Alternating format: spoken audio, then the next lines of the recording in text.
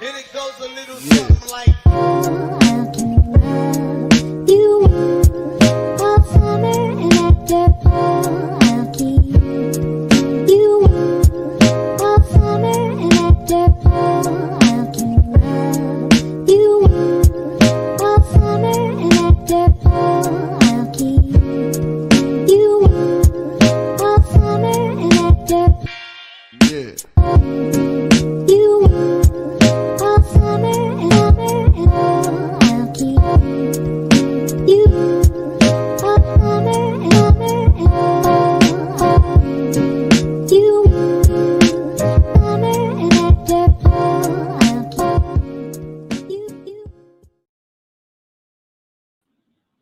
What's going on, family? What's up, world? You know who it is. This is Young Boss Media, and I am your host for today. My name is Monica Sekhmet Grant, and this is the 2020 Young Boss Humanitarian Award show. Brought to you by Young Boss Media, of course, Young Boss Media Activist Institute, Riacom Foundation, and Riacom Group. And thank you so much to one of our sponsors, Jay Rose of the Concrete Rose Experience, for doing all of our flyers and the awards for today. Now, what's the purpose of today? Why does Young Boss Media have an award show for humanitarians? Why is that important? Well, just to give you a little reasoning, Young Boss Media is all about uplifting marginalized, underrepresented communities. And so our heroes are the community leaders. Our celebrities are the people in the trenches doing the dirty work that we need to make sure that this world, this planet, this earth, this universe is sustainable and long lasting, you know? And so we want to uplift the people that, you know, don't always get the acclaim, you know, they don't always get the support that you would give, you know, a major celebrity, right? But here at Young Boss Media, the people that are doing the work are our celebrities. So the Young Boss Humanitarian Award is given to people that dedicate their lives day in and day out, all the time, around the clock, to uplifting their community. And so today we're giving awards to, you know, folks in media activism. We got a brother who is, you know, changing the game as far as virtual reality and augmented reality. We have a sister out in the UK who's helping young kids speak about their bodies and how they don't want to be touched and how they, you know, how they want to feel and just really recognize their bodies. We have, you know, people that are creating code programs throughout Africa. We have a lot of African folks out here. Nigeria is represented very well today. And just showing love to the people that are really doing this work to make sure that, you know, we can live a good and healthy, happy life. And we know when we look on the news, there's so much negativity. So today, we want to have some fun, all right? Now, I like partnership, right? I don't want to do everything by myself. And if you ever work with me, you know I'm all about co-creation, creating the spirit, the environment, just to bring in, you know, just love and respect and positivity. So even on this show, I can't do it alone. So I have two fabulous, beautiful, lovely, talented, educated too, because, you know, we still got the street savvy in us as well. I got two amazing Young Boss Media producers and hosts, and I want to bring them onto the show because sister needs some help. Sister needs some friends today. You feel me? So the first sister I'm going to introduce, her name is Aisha. She's all the way out in Kano, Nigeria. She has her own YouTube channel. She's been doing interviews for a minute. And so when I met her, I was like, sis, like, you Young Boss Media all day. Like, we got to work together, especially in this virtual world. Like, we got to do this. So bring it to the platform. Bring it to Young Boss Humanitarian Award show. What's up, sis? How you doing?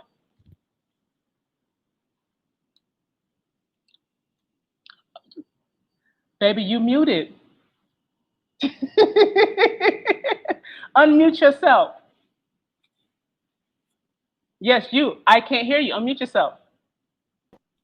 Sorry. Hello. We went through all the sound checks just to have this happen. I don't know. Well, as you said, I'm from Nigeria, and then we normally have light issues. So that's what's happening right now. So I'm using my phone, improvising. So I'm happy to be here, happy to co-host with you. I'm really excited. Thank you so much for being here, sis. Now for our next co-host, she hosts with me on Make Lemonade. She has her own show on every Wednesday at, 7 o'clock? She is the money queen. Get your money right. You got a stimulus check coming. She gonna tell you how to spend it and how not to spend it. Don't be acting crazy, getting them crab boils and all of that. Invest in it. She is the sister that you want to talk to about your funds. International too. But this is my sister, Queen Candace. Welcome to the show. How are you doing? Hey y'all, hey y'all. Thank you for that bomb introduction, Monica. I gotta show love to mine. Yes, I love it. Hey guys, I'm Queen Candace, your favorite money management specialist, and I am super excited to co-host this amazing humanitarian award show. We all virtual, y'all, and just so y'all know, it's a little crazy here. In New York, we just had, in New Jersey, I'm in New Jersey. It just like the whole internet and everything just went out. So if y'all see me pop in and pop out, I'm here. I feel you on that. Hurricane is wilding. Same. So where I am, this is the Center for Social Innovation, and this is our office. This is the Young Boss Media office. So wherever you are in the world, if you ever come to New York, you're in the Chelsea area, make sure you holler at Young Boss Media. And this also is almost like a bomb shelter. It's extremely secure. So I'm so happy to be here during American hurricane season. Now I want to ask y'all, what is it to be a humanitarian to you? What does it mean to you, Candace? So to me, being a humanitarian, and this is like a word that definitely used to get thrown around a lot, like in the 90s and stuff like that. So when I think of humanitarian, I think of like people helping out in the community. I think of people helping out internationally, just in third world countries and things like that. Just making sure that communities all over the world that need help get the help and funding that they are in need of. Absolutely. And what about you, Aisha? To me, a humanitarian is someone that genuinely really just wants to see people do better, see communities do better, and just be better, and genuinely wants to help. So yeah. That's right. And that's exactly what it is. We want to just give light and attention to that work, and hopefully make humanitarianism be the next cool. Because I remember growing up listening to hip hop, you had to be a thug to be cool. You had to sell some drugs or move some keys to be cool. And so what we want to do with this is, we want to make, being a humanitarian, being a person of the people, being a community leader, the new cool for the next generation. Now, ladies, this is an award show. Now, even though we're in the virtual world, at every award show, there's a red carpet. Ooh. Yes. Yeah. Are you ready? Yes. Let's go. So for the next 30 seconds, I need you to give me your red carpet pose. Oh. Yes. Is that Beyonce? Oh, hey, boo. Hey. Yes. Mm-hmm. Yes. Looking all fly today. Aisha, where's your pose? I didn't see your pose, sis. What's your red carpet pose? There you. I knew you had it in you. Okay. She be acting shy. I was like, it's in you. We see you. Oh my God. Now we're going to get the show going because we have a lot of folks. We have over 20 people that we're recognizing today. And so we want to make sure that we get through them all. We give everybody the respect and the time that they deserve. And I'm going to say this to the humanitarians that are accepting their awards today. This is not the time to thank everybody in your community. I know you want to do it, but we cannot have a 20-minute speech. What you want to do is come on, tell the world about the work that you do. This is the opportunity to really spread your cause and let people know what you're doing, how they can find out about you, where they need to go, your email, your Facebook, and all of that. And then we go from there. You can thank God and your mom and all that. But the most important thing is, how do people find you? How do people invest in you? How do people give you donations? We want money. If you didn't know anything else, we want money for these organizations. Okay, so make sure that you give your link, your address, whatever needs to happen in order for people to truly support your cause. All right. So we want to start with our first humanitarian of the day. How y'all feeling out there? Feeling really good. Feeling really good. I just hope we don't have another blank out because that was a little scary. I'm not gonna hold you. Don't be scared, sis. We got this. We got this. All 1 right. second. I'm gonna pull up slides.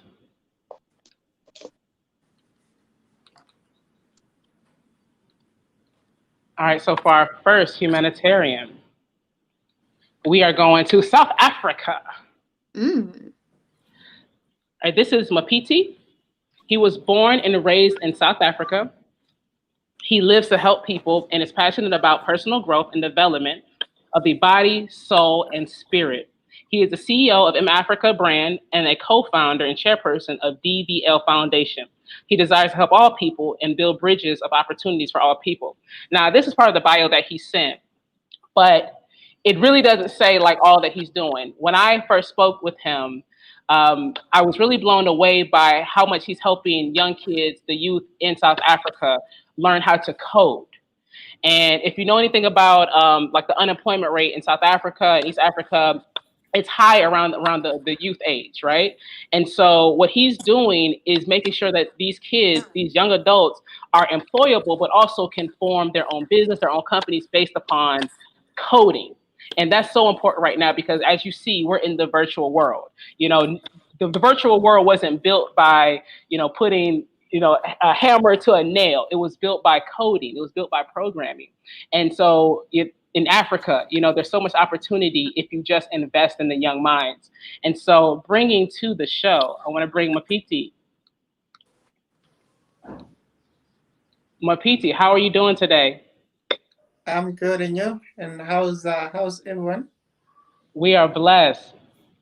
Thank you so much. So we are giving you this award today because of the work that you're doing with the youth in coding and technology. And so we want you to speak a little bit about the work that you're doing. At DVL, we strive to bring greater gender and racial parity to science, technology, energy, arts, and maths fields, ensuring that scientists, engineers, artists, musicians of tomorrow look more like the broader society. So that's why we are saying we are committed to building bridges of opportunity in South Africa and Africa through these STEAM programs. Our goal is to teach over 500,000 women how to code. So for more information, people can follow us on Twitter, Instagram, Facebook, and LinkedIn at DVL Foundation. Thank you. Awesome. Thank you so much, Mapiti. Thank you. Absolutely. And you can, follow him on Facebook, DBL Foundation. He's doing amazing work. And he's a young brother. He's a young boss. I got to uplift us. Yes. Thank you so much. Yeah. Thank you so much. And I will be talking to you soon. Be blessed. Thank you for the award. Very much. Oh, it makes me feel so good. How y'all feel? He's so sweet too. He is. sounds like he's nice. a little camera shy. He wants to say nice. a little more. We're gonna make him freestyle next time. Put him on the spot. What? Get it poppin'. Like, come on. What time it is. All right, so for our next humanitarian award, we are going to recognize Jamila Idris. She is the executive director. She's an emotional intelligence and communication expert and a prior instructor. She helps individuals position themselves for growth. She's from Nigeria, and Jamila trains and coaches people about project management, entrepreneurship, and business strategy. And one of the reasons why I felt that it was important to nominate her as well as receive this award, because she's a sister. You know, and part about like, you know, being a sister in America is that we don't always understand, like, you know, that it's sisters around the planet going through the same struggle and the same experiences, right? And just by speaking to Jamila, you know, she's doing a lot of work of helping women heal through relationships, tap into your femininity and your masculinity and being able to balance them. And that's so important right now because we've been out of balance for a long time, and she's doing this work. And so I wanted to give this award to Jamila just because, you know, like it's hard out here for us, sis, and she's making it just a little bit easier for us. So Jamila, thank you so much, and welcome to the Young Boss Humanitarian Award Show. How are you doing Thank you today? for having me. I'm doing well, and you? Oh, I'm blessed. Hello, Candace and Yisha. Hi. We're from the same country. Oh wow. Okay. Oh, really? Where that happens a lot.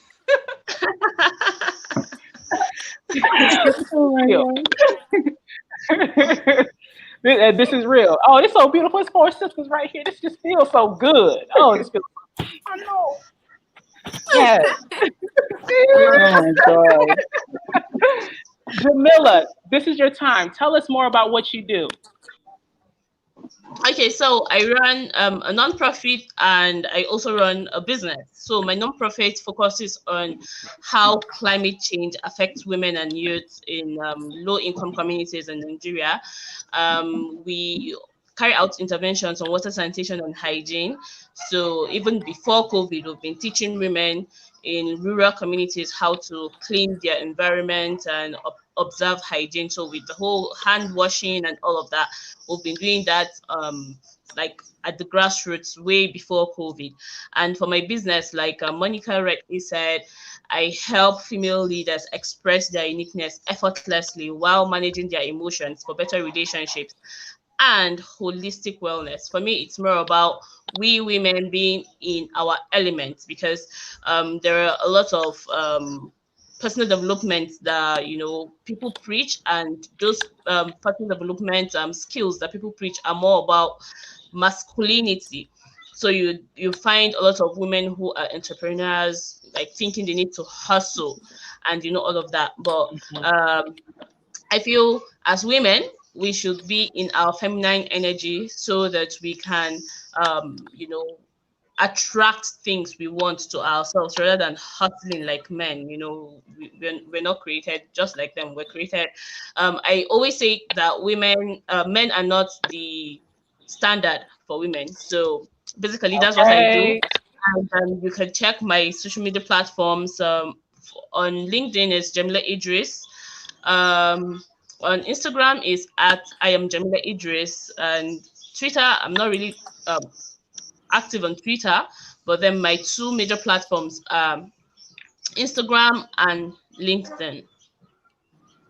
Awesome. Where we at? Awesome. Thank you so much, sis, for all the work that you do. Just speaking to you, I feel the passion of what you intend to get accomplished, and it's so important because women need to heal. You know, and like you said, men have been held to the standard, but we gave birth to them. Absolutely. They came from us. So we Exactly. set the standard. You know, we're working together. This is a community. And the work that you're doing really helps to bring back the community, particularly of African people, of Black people. And we need that so much right now. So thank you so much for your work. And that's why you're receiving the Humanitarian Award today. Thank you so much. Thank you. Awesome. So I'll see you soon. We're proud of you. That's right. Thank you.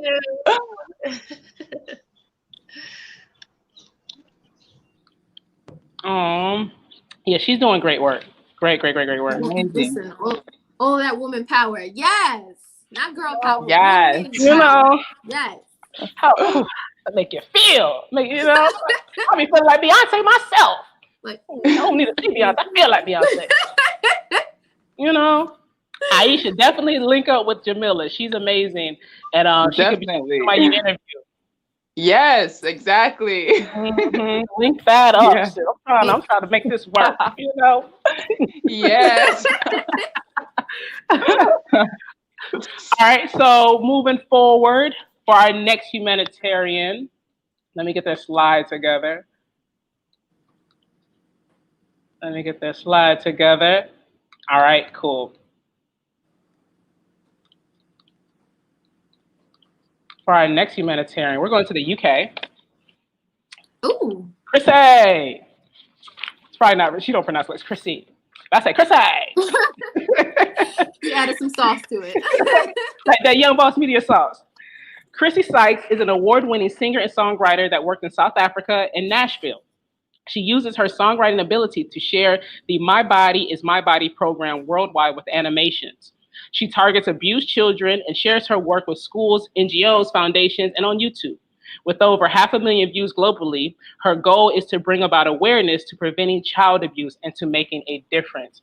And this is so cool because I remember before I even got into media, I always wondered why there wasn't just commercials saying like, hey, if you're being touched, it's wrong. If you're being made to feel uncomfortable, this is what you do. Like we hear radio commercials about everything, but why don't we hear commercials that actually address like real abuse issues? Because you might be sitting in the car listening to a radio commercial and being like, oh snap, my uncle do that. Oh snap, I'm being abused in school and I don't know how to communicate with it, right? And so when I found out about what Chrissy is doing, I was like, yo, this is amazing. I want to be a part of it. I want to help share it. I want to help just be a part of this movement. So she's been doing great work for a long time. So getting this humanitarian award to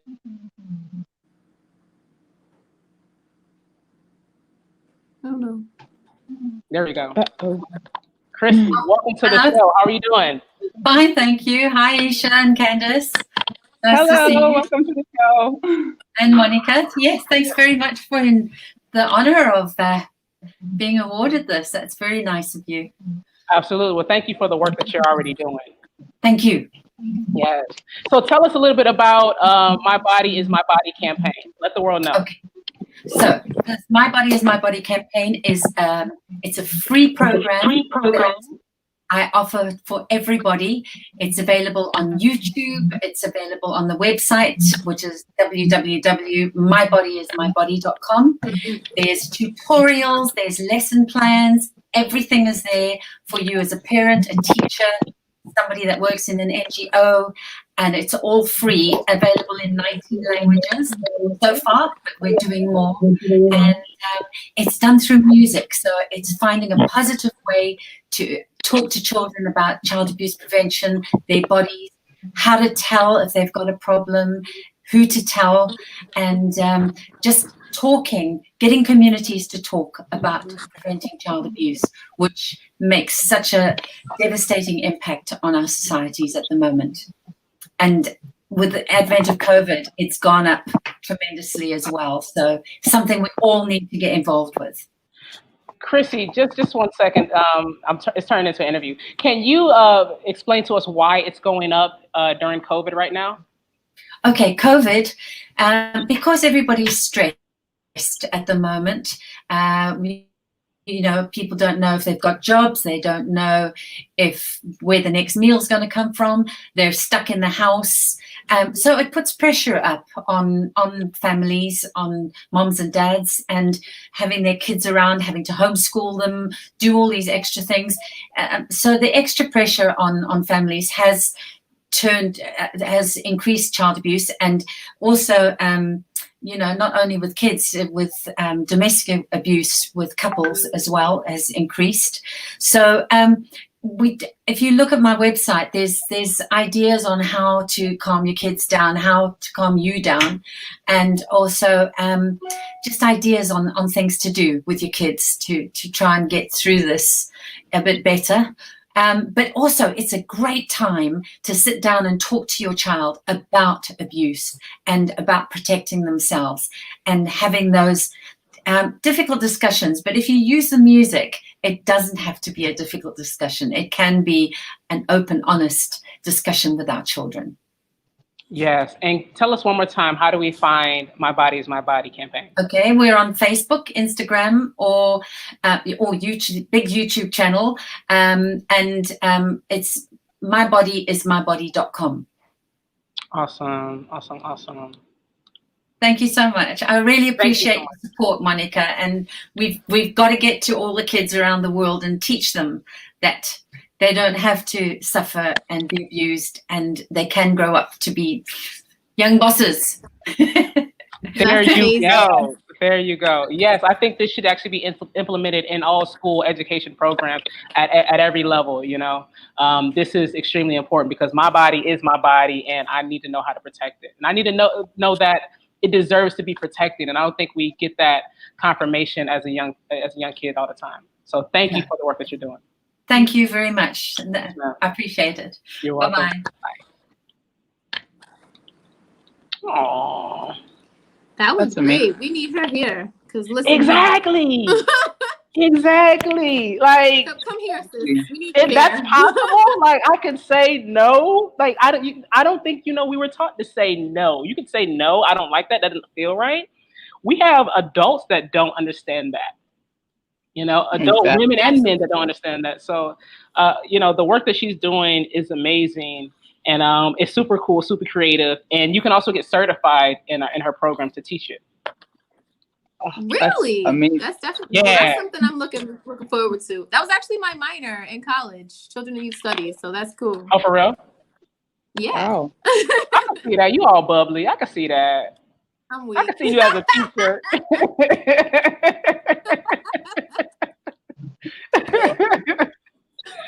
I'm gonna drop my kids off. Here she go, Miss Bubbly. I'm gonna drop you off at Miss Bubbly.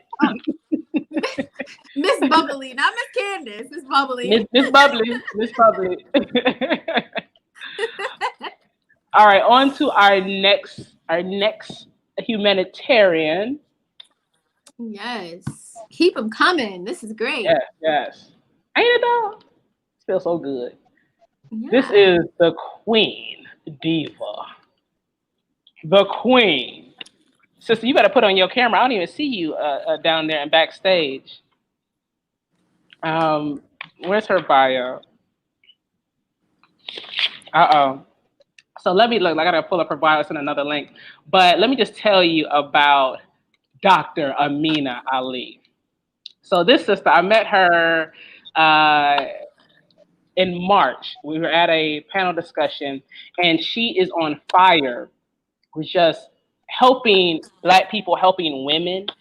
She has years in the game as far as maternity issues, helping women give birth.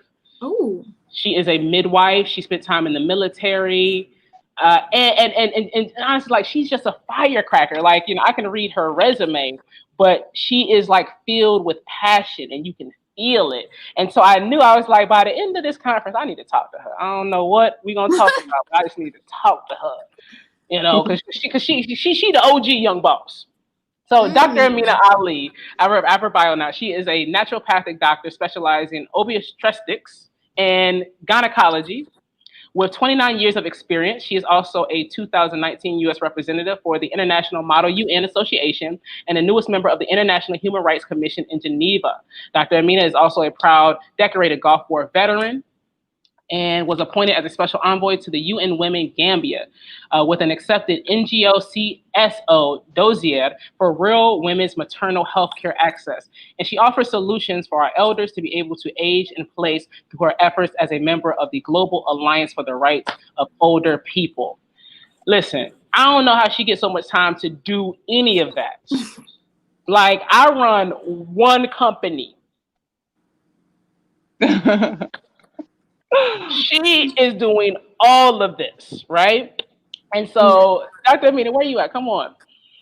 She's having some technical difficulties, but she does all of that. And when I bring her on, like, she's going to be a fireball. Let me see if I can get her. Dr. Amina, you there? Cool.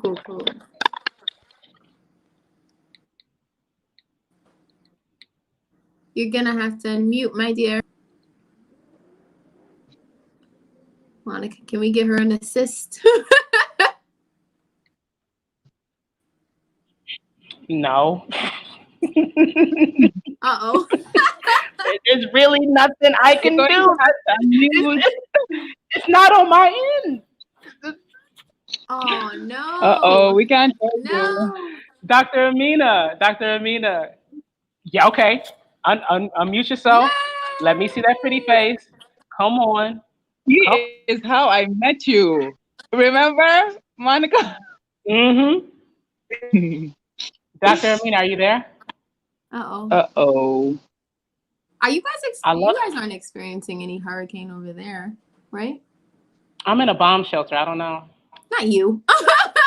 She said I'm in a bomb shelter. I don't know. I don't know what's going on with you civilians. I don't know what's going on in the outer world. You more important. My fault. I'm connected. I'm well connected. I do interviews. I speak to people. In times of danger, do you have a place for me? He said, yeah, Monica, I got you. So I'm gotten. Okay, so I know where I need to go travel to, because me and my bay windows, nah. I told you to be on the team. You're here. Next time you can, come through to the bomb shelter. You got to bring some food though, because I eat. I got you. So Dr. Ali, no, I wish we could hear from you. I think she's having some technical difficulties. So maybe if there's an opportunity to loop back around, we will do that. But let me just show her beautiful face. She sounds dynamic. Oh, she's amazing. Yes. She's amazing. Look at her. Look at her.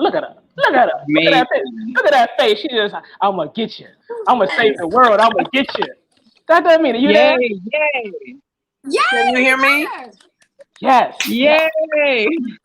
Come through and Hold on. I gotta get my red carpet walk. Ooh. Oh, wow. I love it. You know what? I'm only doing that because I got a birthday on Friday, so I'm celebrating right now. How about happy birthday! Yay. Thank you so much. Birthday. So much. 50, it's 50 something. I'm just gonna put it out there. It's 50 something. That's it. So that's a powerful number. It is, because some of us don't make it. How about that? All right. All day. All right. Well, thank you so much, guys. I really appreciate this. I am the founder and lead proprietor for the Federation of International Gender and Human Rights right here in New York. It is a UN, ECOWAS, and ECOSOC recognized organization that deals with gender and human rights. We deal with SDG 5, 10, and 11. And right now we are doing a fellowship. Right now we have 30 people in, and that fellowship is dealing with women that are inaccessible to maternal care in rural areas. And we are training these people to be able to go out and train them into the access and recess of what is available in their community. And if it's not there, we're going to create it. And we're designing this here in the United States and in the diaspora, specifically in West Africa first, moving on to South, then East, and then North Africa, respectively. Some of the things that we do is we have a SISTAR program. SISTAR stands for SISTTAR. That's Stopping Incest, Sexual Trafficking, Trauma, Assault, and Rape. And that's our human trafficking program. And we also have a one that is near and dear to me. We have the Women's Conglomerate program that is allowing us to go out and be a peer mediator. So we're going peer-to-peer, and we're teaching in our own demographics. For the men, we have the Political Leadership program, and that is just what it says, getting us out there and being the voice in public and private sector of government, NGO, and CSO. And finally, we have a greater understanding that women deserve health care. Here in the United States, we have a young lady that just lost her life, Shayasia Washington. Oh my goodness, she did not have to die in childbirth. So we are making sure that the rules and regulations are set, the parameters are broad, and the women are exacting care here in the United States and in the diaspora, because if there are no more women having babies, there will be no more humanity. So that is my piece. Thank you so very much. Oh, that's amazing. Thank you so much. You're amazing. One question. You know it's in me, the interviewer in me. What got you started in all this? Because you are busy. I am busy. I am very busy. One of my girlfriends died giving birth. And it started because she was beat. So it's intimate partner violence. And she was locked in with her aggressor, similar to COVID. This happened many, many moons ago. I'm just going to say the 80s sometimes. So when I was in med school, she was there. We didn't know about domestic violence the way we do now. So in the 80s, it was more just like what's done behind closed doors stays behind closed doors. So we were in that mentality. And she was locked in for about 6 weeks with her aggressor. And he was abusive and he threw her down the steps and she bled in because she had internal injuries. And of course, the baby was suffocated and she died because of the internal bleeding. And I said no one else would do that under my watch. And I just went into it head first, trying to figure out what are some of the problems that are happening to women, especially our women. What are some of the international problems that are happening? And maybe we can balance this out and get this together. And then what is it we can do? Thank you so much for that. Thank you. Yeah. It's only one like you. Go ahead. You know, so how can someone like me who's very interested in doing that work and helping to assist with that work, how can people like me get involved? Yeah. First of all, you have to really commit. That's the biggest thing. And I tell everyone that comes into the fellowship, you have to really want to commit. My fellowships are 12 weeks long. So if you can commit 90 days to us, if you can commit 12 weeks to us, then that shows the dedication. The commitment is different than a dedication. Dedication is internal, commitment is external. So that's the work. So we do this for the outcome, not the income. So we're not into this to get rich. We're not into this to amass some kind of, mega fortune. We're in this because humanity needs us. And this is the work that needs to be done. So if you're willing to commit to the time that needs to be done to train and then educate, then we'll invest in you. And this is where we get the return in our investment. Because we have grantings that give the classes to you for free, but we don't have the bodies in the seats that are willing to commit. It sounds good because it's the in vogue thing, and it sounds good because it makes you look like something because you got your certificate and you're recognized by the UN. But if you're not doing the work, then it's you're wasting time. That's right. It's more than just having the credentials. You got to do the work. Correct. Thank you so much, Dr. Amina. Tell us one more time, how do we find you? I am online. You can find me anywhere at figure.org. And that figure is FIGHR. FIGHR.org. And that's the website that has all my contact points, all my information. If you're on Instagram, I'm at I am Amina Ali. And if you are on LinkedIn, I'm just Amina Ali. And I'm the only one there. You should see me. You can't miss my face. And we met Aisha through you. Awesome. Are you serious? Yes. So up here and I was excited. I was like, wow. This is amazing. So what are you doing? What are you guys up to as far as connecting? Are you guys in the show? We're gonna have this conversation. You're gonna turn this into the Amina show. Yes. I'm doing my pose. I'm out of here, guys. Thank you so much. Thank you so much, Amina. I appreciate you for everything. Love you so much, Queen. Bye.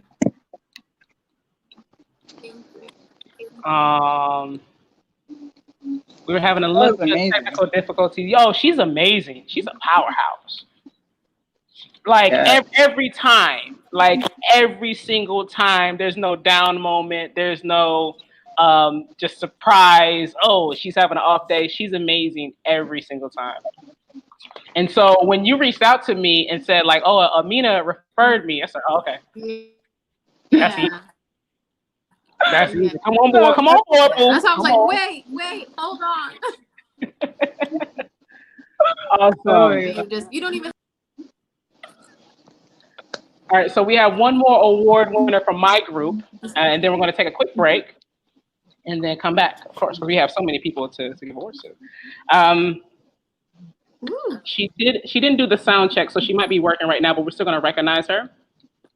Her name is Ayudele Ogning, and she's from Benin, and another amazing sister, helping other sisters in her country as well as in Ghana. That's amazing. Yeah. Oyedele is a business developer and an advocate for African women's empowerment. She aims to empower young girls and low-income women living in difficult situations in different parts of Africa. Her goal is to help them with their hardships, including disability, isolation, precariousness, and illiteracy. Now, I did an interview with Oyedele maybe about a month ago. So if you want to know more about her, unfortunately, she can't come on and accept her award right now, but she still get the award. You still get the award. Please go check out the interview with her. Thank you so much. Awesome. Yeah, she's a dope sister. And it's funny because like when I interview people, when I interview people, they're always so scared. Like, what did I do? What questions are you gonna ask me? I was like, sis, like we just gonna talk. That's about it. Yeah. Ain't no wrong answer unless you just create the wrong answers. And so from there, we just really bonded. And that's why I know it's like, as far as like being a Black woman, like we the same group of people all around the world. No matter what language we speak, we know how to communicate with each other, and it's the same vibe. And that's so, a fact.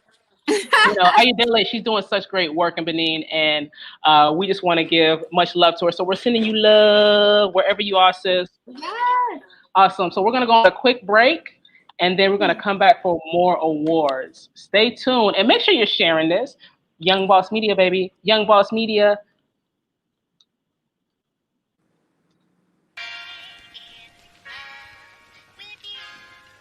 And it goes a little something like.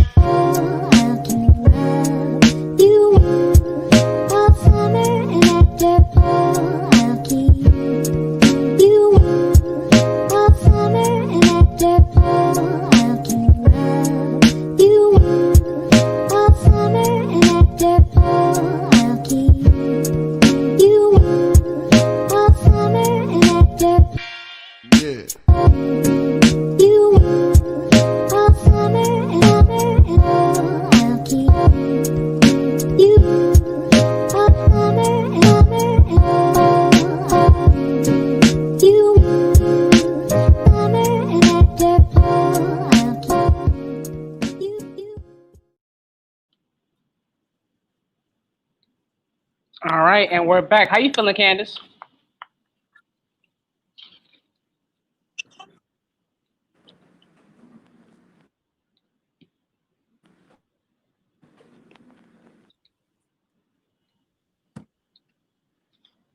You there? Yeah, can you hear me? I can. You can't hear me? I can. Oh. You froze on me for a minute. Yeah, so that's what I was saying. The hurricane is getting a little wild out here, so it knocked out my internet, so I have no internet. And I think it's starting to mess with the actual towers because the wind is going like high velocity right now. Okay. Got it. Yeah. So let's make sure that so whatever happens, I got your back and you got mine.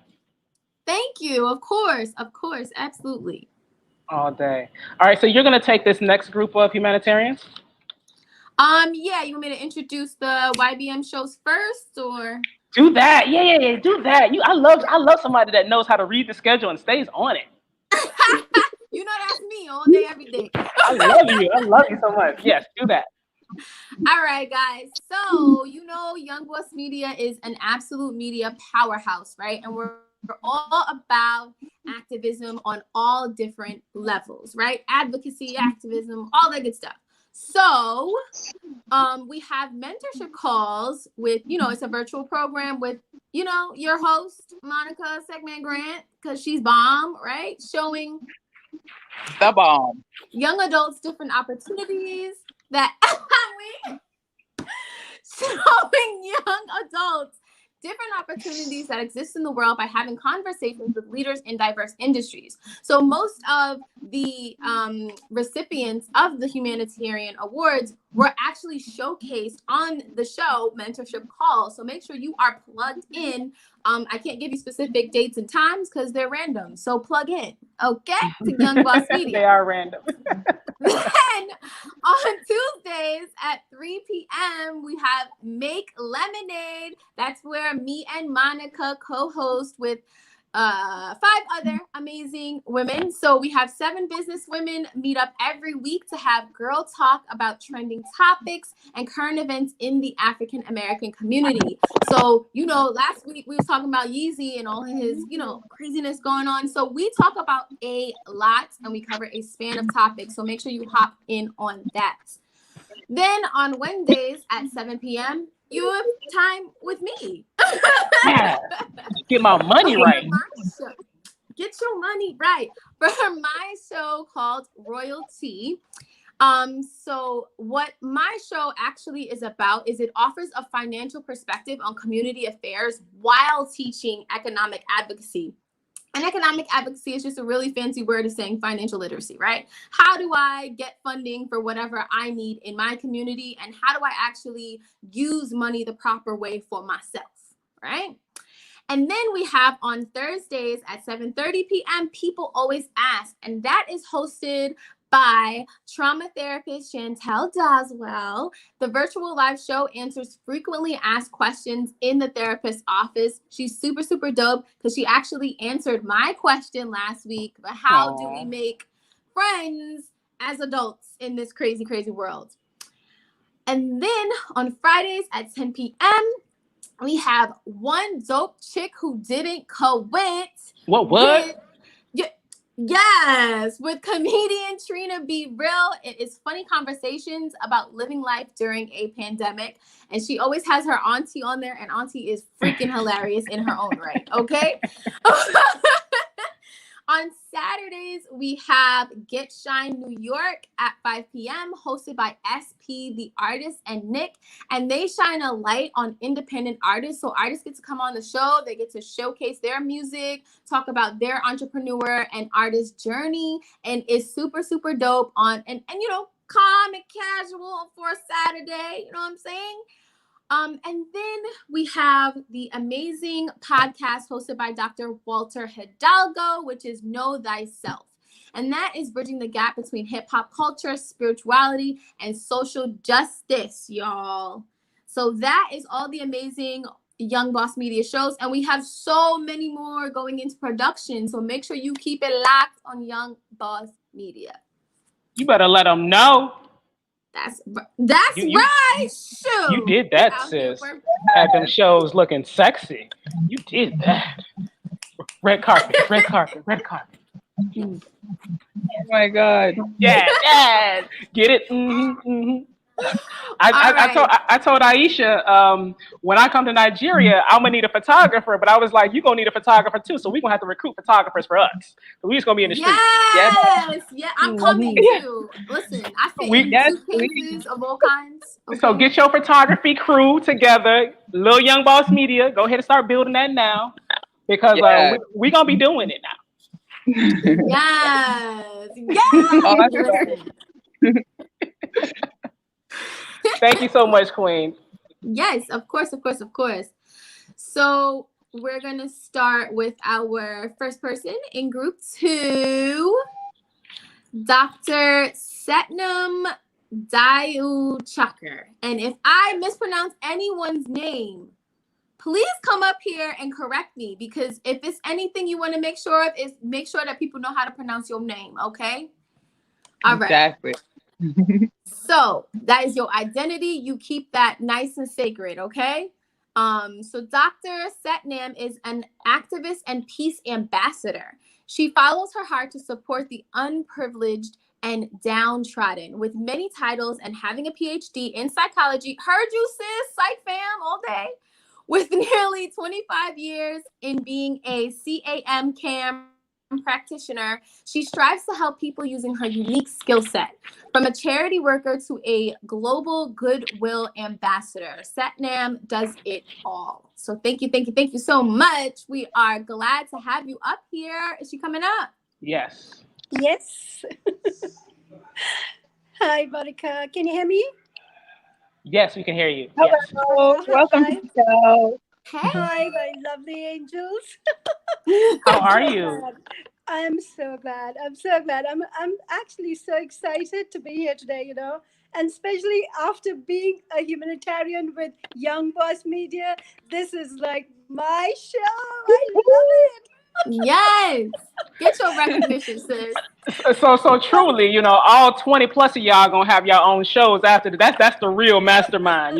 That's putting No, all y'all to work. Monica, the good thing about yourself is you make everyone feel so special, so welcome. That's what I love about it. And that's what exactly everyone loves about it. And that is why we're making it so popular. And it's just rocking, and it's exciting. Yes. So, sis, tell us a little bit more about what you do and all the amazing things that you are. Oh. Hello. Yes, we can hear you. Okay. Can you hear me? Yeah, just go on and tell us about all the amazing things that you do, the work that you are into. Yeah, even though we're on a very scary zone in the global economic crisis zone, there's a lot going on around us. But what we're doing is we cultivating hope. We're building hope. We're building platforms for hope, for collaborations, for people to come together, whether it's entrepreneurs, whether it's health sector, whether it's jobs people are looking at, any sector, on any sector. We're trying to build these bridges where people can come join in and find their opportunities. I've taken on new projects, just started a new project with education where we're trying to bring in immigration, recruitment, knowledge enhancement, and building up courses, the soft skills, all these development courses. And I think Monica is going to be a part of it as well. So we're going to have media, That's right. journalism, and all those kind of courses as well. So that's why I said it's a very exciting time. And also, like I said, we're doing a project with Green Den. So this is a sustainability project. Marco, our partner in Italy, and very gratefully, Richard, our the founder and president of Global Goodwill Ambassadors, they're backing it. So it's a very exciting time, where we're trying to put in a lot of agricultural support into this one global platform where we're going to have every agriculture based in every a composite of every different country, customized, put a unique form, a unique kind of program for every country. And then we're going to educate the farmers on what they need to do, how to evaluate their crop without the harmful pesticides. We're going to bring in a one market where all of their products are then put onto that same collaborative like a platform, where they get their right price for their product. And not only that, they get the right price for the product, they're trained to produce the product in the right way. And we're going to provide them all those facilities and education, knowledge, and all that help to bring out that product to the market and get them the right price.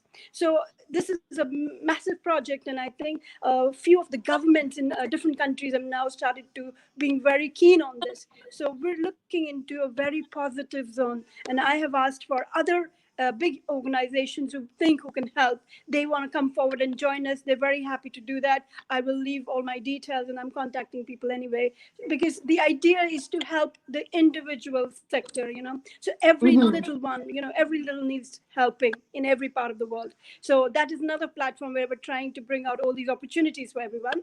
And education, I already mentioned. Health sector is another one. I think GJA UK are also trying to put another cause for well-being, emotional well-being and happiness, So that's another thing we're doing. So a lot happening at the moment. And like I said, I get all this from my father, Mr. Prakash. He's a Deuchhakar. And I told Monica last time why my surname is Deuchhakar, why am I called Deuchhakar? And sometimes people say how to pronounce it. So it's Deuchhakar. It's a local word in Indian language, which means servant of Lord. So whenever we're doing a mission to fulfill any objectives of what the Almighty wants us to do for his people around the world, that is when you take up that mission, when you take up that that norm, that you want to be that person that helps others, then you call it Deuchhakar. So whoever works in for me is a Deuchhakar. I call Monica Deuchhakar as well because she I loves am. it. I am. I'm a Nice. And Deuchhakar. I call all the humanitarians around the globe Deuchhakars, because one way or the other, we're all working towards the same mission. If we're trying to help us, we're trying to help others, we're just doing our own bit, because we can't do it all. We can't do it all, right? We have to join hands, and the power is multiplied. 1 and 1 is always 11. So I always believe in collaborating, putting those powers, those strengths, those energies, those work, those everything together, and enhance it, multiply the synergies, bring them out and come out like a wave Yes. and just do it. Just take all the bad out of the world and fill the world with beautiful. We appreciate you. We definitely appreciate you. We appreciate Dr. you. Satnam, you're going to have everybody on a time limit. Yeah. I'm so sorry. My passion is there. Like, I don't know. When I just start speaking, it's not just speaking the words, it's the emotions, that are draining out, because you want that. You want that to happen. You want this world to change so quickly. And it can happen, because everyone changes their own self. The world is changed like this. So me and Monica always talk about it, and I always say it. Why? Because Monica, I'm so sorry. I always drag you in because you're such a key part of my mission. Yes. Yes. I'm with you. We are lock and step, moving together, moving forward. Thank you so I know. much. No, thank you very much. I'm so honored. You've given me this chance here today. Yes, and And your I award really will be wish sent to you shortly. Okay, thank you. Awesome. You're very welcome. Bye. Bye. All right, y'all. Listen, we love y'all, and we know y'all doing amazing work. But keep it a little short, all right? Dr. Satnam might have been a rapper in her past life. Because she got some words, like she can spit. She can go bar for bar. Right. Dr. Satnam, MC Dr. Satnam, bar for bar. I'll put her against Russell Cheek later and see who can do the Right, most. who gonna duke it out for listen here. I was like, dang. We're gonna have the humanitarian rap cipher. Yeah, I'm with it. Part 2. Let's get it going. Yes. All right, y'all. So we're gonna bring on our next recipient, Jacqueline Namadi. And she is a co-founder of Echo Green Kenya, a community-based organization in Kenya where they deal with the promotion of bamboo. They also do greening initiatives at local schools and train young students on how to make our environment better by leaving it better than they found it. She has also trained many farmers on bamboo planting and currently has 800 acres of bamboo on her farm. So that's super dope. I'm very interested to hear about you, Miss Jacqueline. What's going on? What's going on, sis? Hey.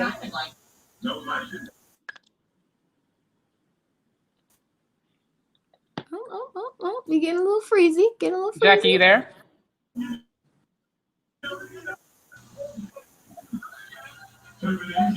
Hey. We can hear her audio, but her Can you hear us? Welcome to the show. Yes. Yeah, I can hear you now. How are you? Blessed. Hi. So we want to hear about Can them you be able 800 to hear me? acres. We can hear you. Hi. Welcome to the program. We wanted to give you this award because of all the amazing work that you're doing. Yes, I'm Jackie Namadi. I'm a forester, marketing forest products. And the journey towards this began almost 8 years ago. And that is when the journey began. Under our late mentor, Mr. James Were, whom we just buried today. May God rest his soul. Yeah, we were a group of young scholars doing our attachment at Kenya Forest Service in Busia, and we thought that after attachment, what next? So we decided actually to do give back to the community what we've just learned at school, and we looked at our county, seeing how our county was almost coming the last under in the country. Our forest cover was all that low. We were at below 2%. And we said, okay, we needed to help our county get back to its feet and raise the forest cover. So we started looking for ways that could help do this, because our presidential initiative was that at least each county should be able to attain 10% forest cover by the year 2030, which is needed globally.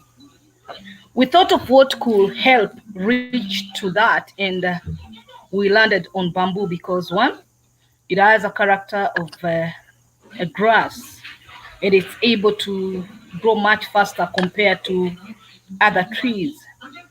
So we started looking for partners that would help us actually be able to get bamboos and plant them.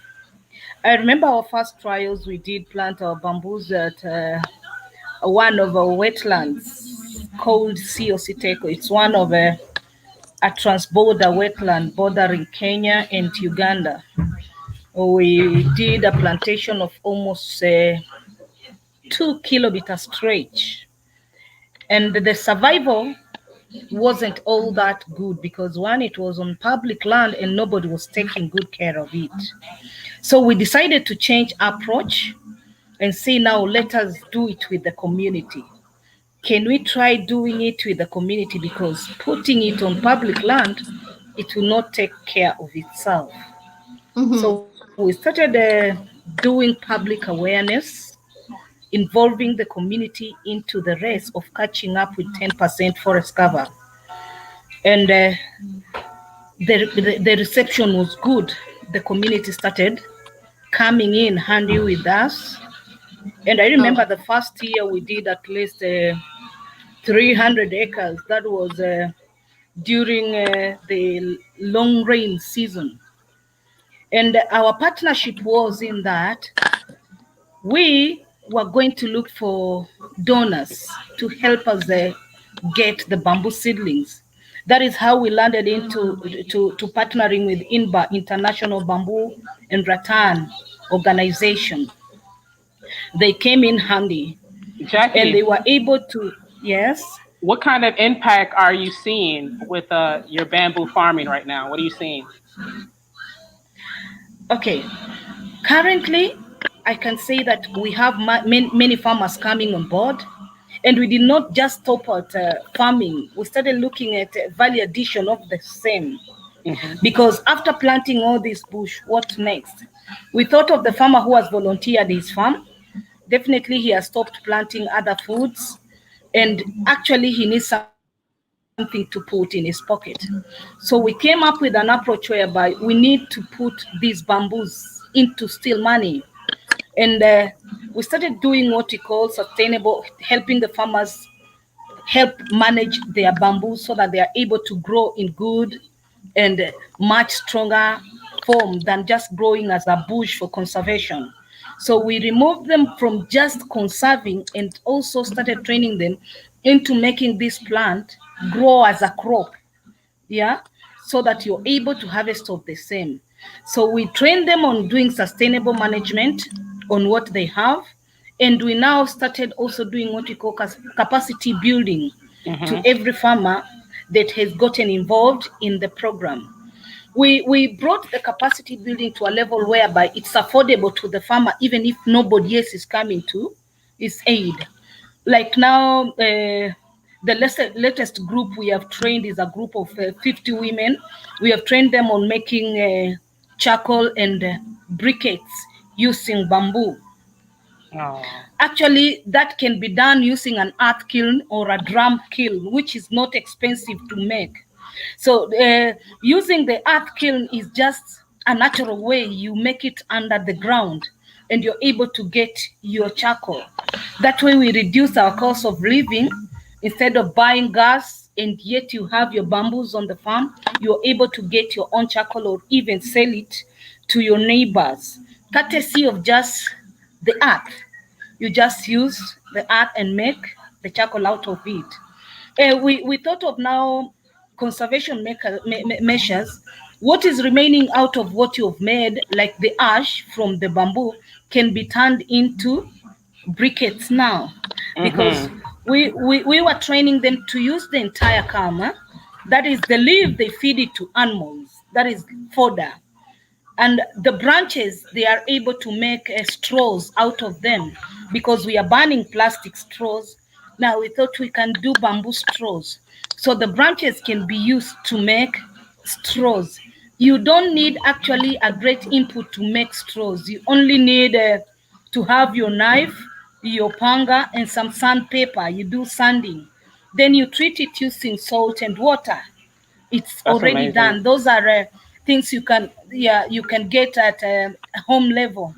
So after that, So Jackie, they can be able to help to be helped to package their straws. Jackie, Right. Yes. we have so many other people that we have to honor today, but I can wrap it up because I know you. So Yes. this sister got, like we said, she got 800 acres of bamboo. And when I said, what do you do with bamboo? She started Yes. sending me all these pictures, furniture, plates, straws, just like she said, straws. Yes. She's flipping the bamboo and making sure that, one, Kenya is profitable. She's also fighting This against is climate bamboo. change. This is That's bamboo. bamboo. Oh, You wow. can eat bamboo. You can wear bamboo. There's so Wow. much in bamboo. And so when we speak about like Black entrepreneurship here in America, African American entrepreneurship, it's like, yo, we gotta do this bamboo trade. You know, so we got the sister right here Yes. that has the raw supply. And when she says it's about value addition, it's about the supply chain. So Yes. she takes it from the raw and then processes it all the way to where it's, usable goods. So Yes. it's amazing what she's doing, and she's teaching the youth how to do this work. And so she's passing down the information, she's passing down the game. And Jackie, I'm just amazed about what you're doing. And so my platform is your platform. We're going to do more together for sure, but I wanted to give you this award just to make sure that you knew that what you're doing is important and that you can continue to go. Yeah, 800 acres. Thank Mother, you. 800 acres. 800 Yeah. acres. That's what I got in my crew. 800 acres. Right. Where your friends at? Yeah. I had to stop. Yeah. Thank you so much, You Jackie. I think appreciate you it's for like a everything. whole world? Oh Thank you my so God. You're welcome. So we'll see you soon. We'll talk to you very soon. Thank you. You're very welcome. Thank you. Welcome. Yeah, 800 Oh, right. acres. Like, yeah. I That was like, is you hear me? I had to amazing. pause while I was reading. Hold up, 800. 800 acres. Yo, Aisha, whatever you're doing All with right, your y'all. camera, I love this look. Like, I love that. Yeah, know? that looks like a picture. It does. Yo, you got to look at her photography if you haven't. She's dope. She's ill. Mm-hmm. Get fancy. Thank you. Red carpet. I'm sorry. I'm sorry, Candace. Oh, Go so ahead. we definitely getting a photo shoot out there. Copy. I got you. I So got we're gonna you. be moving Definitely. along because we have quite a few other people. So please remember, 2 minutes. You got 2 minutes. Spit it out. Get it all out. Let us know what you're about in 2 minutes. Okay, guys. So now we have Countdown. Bilky Sue Kamadi. And Bilky Sue is an entrepreneur, an experienced mental health coach, a philanthropist, social commenter, Rotarian, and a global goodwill ambassador. That was a mouthful. Wow, sis. She has a passion for providing assistance for the vulnerable and less privileged people. with focus on child education and women empowerment.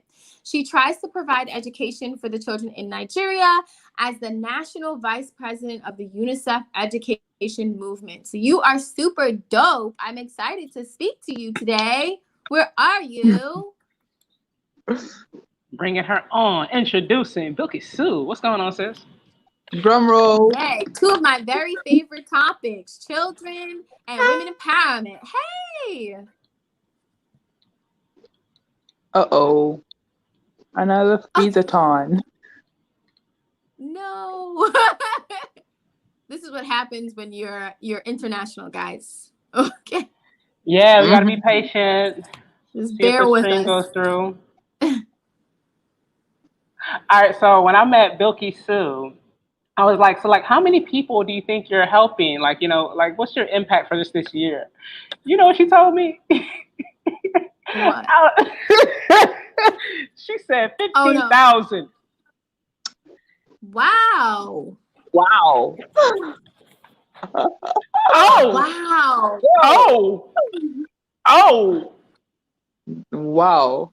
Not like a couple hundred, you know. Yeah. Right. Not like, yeah, some helping like 1,000 people. Yeah, Oh, just man. 15. That's Okay, amazing. 15K. She was like, you think that's a lot? I was like, I don't even know that many people. I gotta keep my circle real small. I gotta keep my circle small now. Oh my God. Like, dang, I want to make that kind of impact too. Let me help the people. What? Yes. Right. Yes. Yes. Right. And that's what I'm saying. Like it's so inspirational because it's like, how do you do that?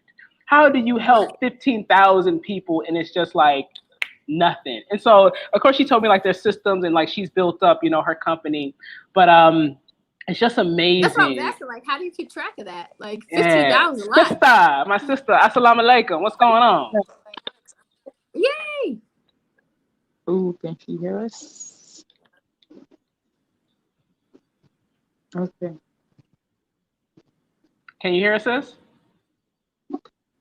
I think she froze again. It's raining in Nigeria. Well, yeah. But you look beautiful though. All right. You're frozen, but you look good, sis. Mm-hmm. Got the yellow on. Yes. Yes. Skin look good. Yes. Maybe you can't talk, but I will give you a compliment. Uh-huh. Uh-oh. She looks so pretty. She is. Oh, Bilky. We might have to move on. We might have to come back to us. Maybe if we have time at the end, we can bring you back.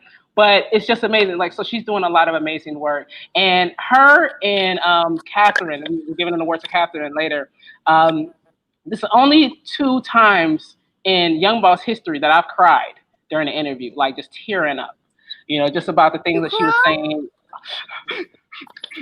You know, we was going through like the solar eclipse and everything. You know, like it was a lot. There was a lot going on. You know, we in the pandemic, it's a lockdown. You know, I'm still gangster. But okay, living on lockdown. All right. I was emotional. She caught me off guard.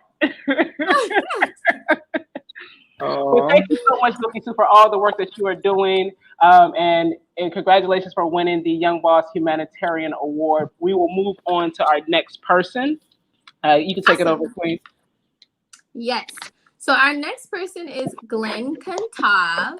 And Glenn is an activist, performance artist, and social entrepreneur who uses immersive technology to highlight the narratives of the oppressed. He is the founder and CEO of Movers and Shakers NYC, which is a nonprofit. He started hosting exhibits in an at Columbus. Have recently won the Verizon 5G Ed Tech Challenge. His team is also building an augmented reality monuments tour of women and people of color. So that is super dope. Reality monuments, that sounds cool. That sounds like it's going to be nice and interactive. Am I going to be able to interact with these monuments? Are they going to start talking to me like we're in the year 3,000. Yeah, ask them yourself. Kind of, Yes. sort of. Yeah. Hey, Glenn. What's Good going on, afternoon, Glenn? Joe. How Good are you? afternoon. I'm blessed. How you Hi. feeling? Same, man. Same. You It's got good good. skin too. This is the good skin show. Thank you. Yeah. Trying to blow up out here, you know? Right? All A little day. olive oil in the Yeah. morning, I black did seed that oil as in the well. beard. You know the vibes. I did the charcoal mask and then the aloe vera. I see you. I see Yeah, you, you Queen. know. So tell us about yourself. We're gonna give you the spotlight. For sure. First off, shout out to Monica and Young Boss Media for making the space and for recognizing the work. I really appreciate that. My name is Glenn Contal. I'm the founder and CEO of Movers and Shakers NYC. And the crux of what we're doing is we're trying to dismantle systems of white supremacy through consciousness and through education. And so we started off advocating for the removal of the statue of Christopher Columbus in Columbus Circle and pushing for a more equitable distribution of monuments in public spaces, pretty much as a tool just to amplify the hypocrisy that lays the foundations of our society. So you look at the fact that we have Christopher Columbus and Dr. King, slaveholder and oppressor, as the only two individuals that are outlined with national holidays. It's crazy. And so we need to unpack that to restart a humanization process so that we can be kinder to one another and create systems that actually care for one another.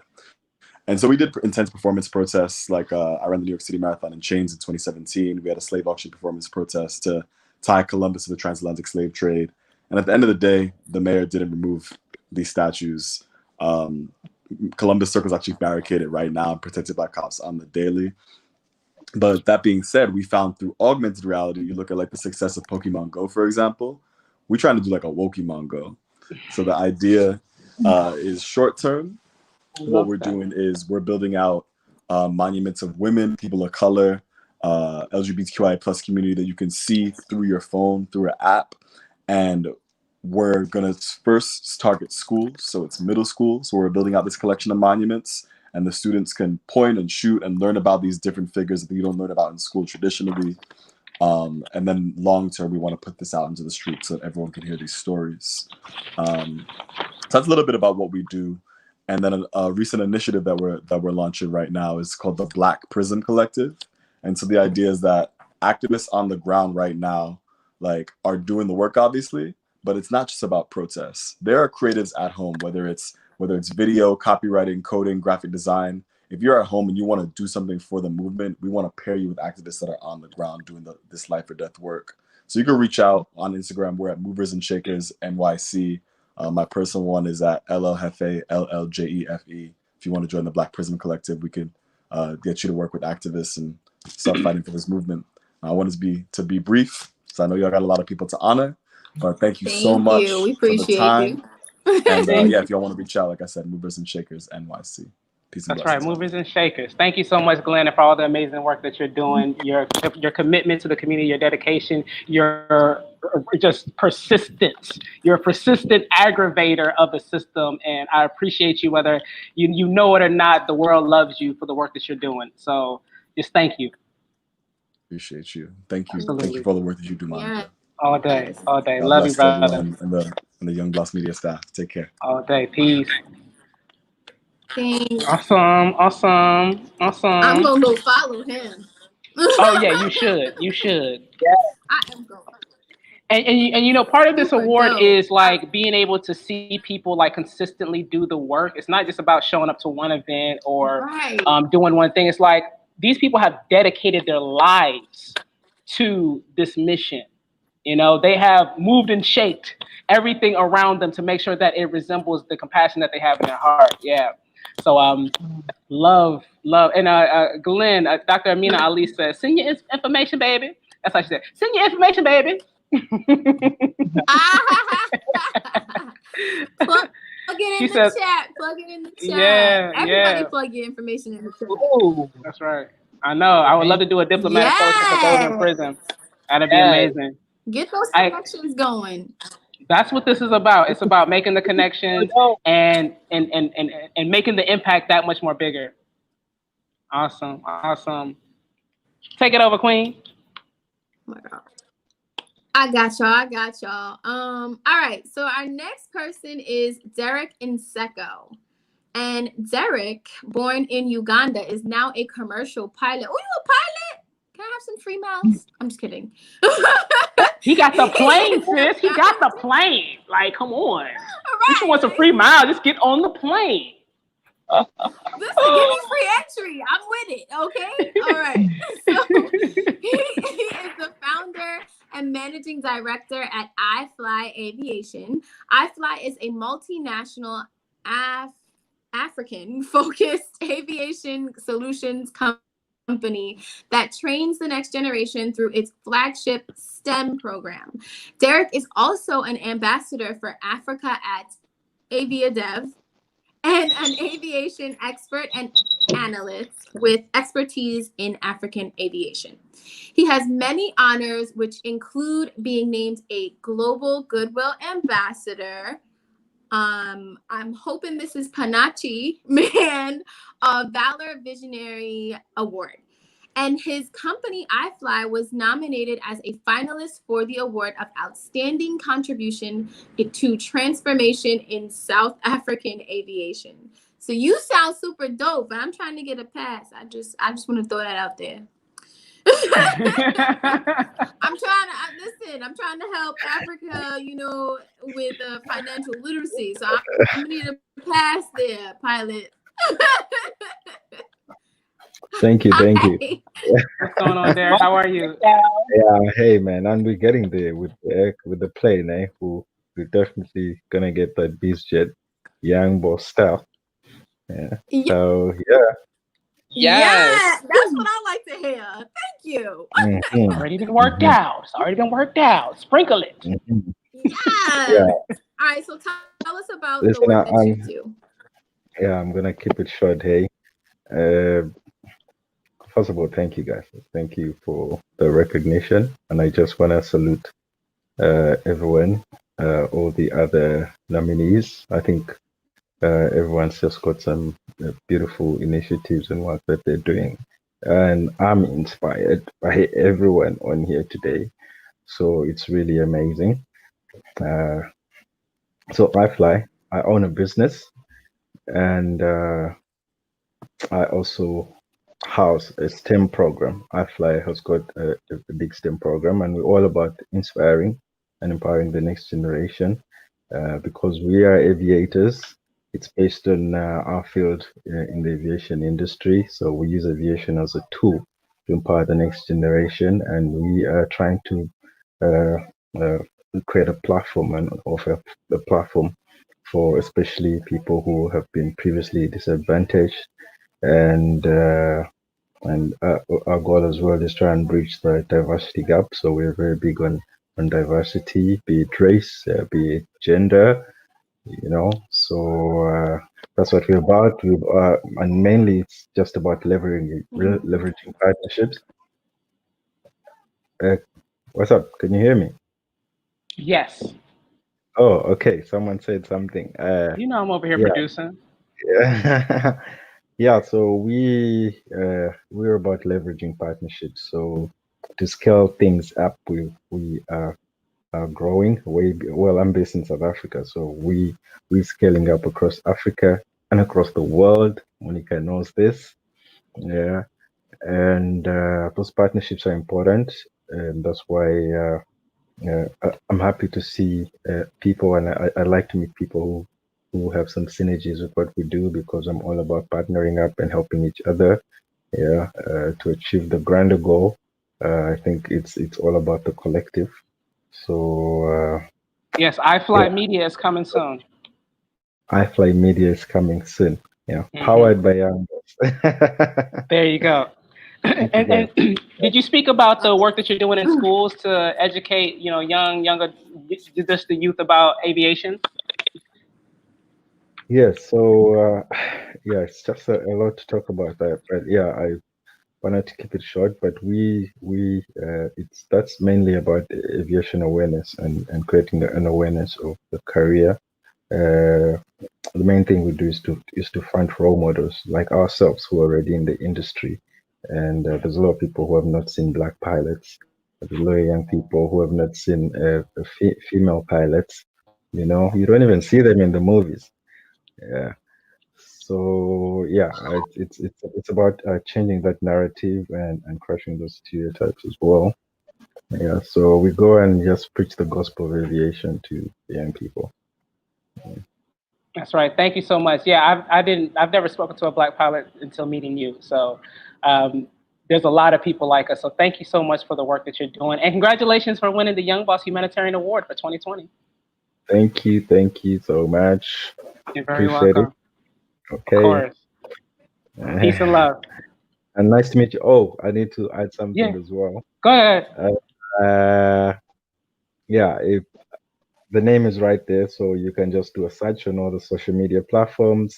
You can drop me an email. It's Derek. I've got a website, ifly-global.com. So the email is Derek at ifly-global.com. I'm keen to meet all of you and to chat and to network. Doesn't have to be about work. Very interested in all the work that all you guys are doing. Thank you. Awesome. Thank you so much, Derek. Yes, follow this brother. Like I said, I've never met a black pilot before, and so it's good to know that we exist, because that just opens up options to industry careers. You know, like there's just so much that we just don't know, you know, that are out there. So Derek's amazing. That's amazing. Yeah. Candace, you with us? I think she froze a little bit. Yeah. Candace, what I'm gonna do is I'm gonna keep the show rolling, because that's just how we do. We got each other's back. You feel me? And so the next sister that we're going to Angela. Yes. Angela, a sister all the way out in Uganda. She is I'm gonna start telling her bio without reading it. So let me read it. Angela Marimbe is the founder of Coding in Heels, a social enterprise that focuses on inspiring girls and women to embrace STEM. She is also a consultant and a member of Uganda's National Task Force on Emerging Technologies. With 12 years of experience working in IT and telecommunication industries, she has a great passion for technology and is an authority in matters concerning digitization, youth, and innovation. She provides support to girls and women through the use of inspirational talks and practical training. She has shared her knowledge through many different platforms, including, but not limited to, the World Youth Forum, the Africa Blockchain Conference, and the European Union Youth Day. Honoring my sister Angela from Uganda. How are you doing, sis? Welcome to the platform. Good. Thank you. How are you, Monica? And hi, Queen Candace. Hi, welcome to the show. Thank you. Now, briefly, tell us a little bit about the work that you're doing with Coding in Heels. Well, ideally, we started out with wanting to teach girls how to code, because that was something that always bothered me. Having come from a coding background, many girls are not familiar with anything to do with computing and code, and I thought that it is vital, especially in the age that we're in, for girls to kind of pay attention in this field. But the more research I did, especially with being on the National Task Force and, doing my research, I realized that, coding is just one aspect of technology, which a lot of people don't really want to embrace, because, they say coding is hard and all that. So I realized that you kind of have to lure girls in just basically by changing the narrative about technology and, showing them that technology is fun, especially when we go into things like AI and, virtual reality. Because as COVID hit, I think, although most people mistook maybe tech with going to college for computer school or, a college of computing, I think many realize that tech is actually something that you need to be well acquainted with, whether it's putting your business online, whether it's, advertising for a job or whatever it is. So my key is to really, let's say, lure women to get more interested in tech, and then with that understanding, then possibly get them onto the road of coding. Right. Amazing. Very much, very much. And what kind of impact have you seen with the young girls that you're working with? I think in the beginning, because I started first by doing the Google Digital Skills training, and at first I think a lot of girls weren't interested because, like I said, there's that narrative that tech is for young boys or men, it's engineering and all that. But I think with time, because I do work with a lot of like hubs and partnerships and stuff like that. So I think it came from we can't find any girls to enroll to, oh my gosh, the numbers are starting to be overwhelming, because as much as the ecosystem involves, I know a lot of people are doing like direct teaching code, but I believe there's also that aspect of inspiring people to do something, particularly when it's been tainted to be hard and not feminine and something like that. So I think a lot more women are paying attention to it right now, and I think that's something that I've seen now. Awesome. Thank you so much for the work that you do. Thank you.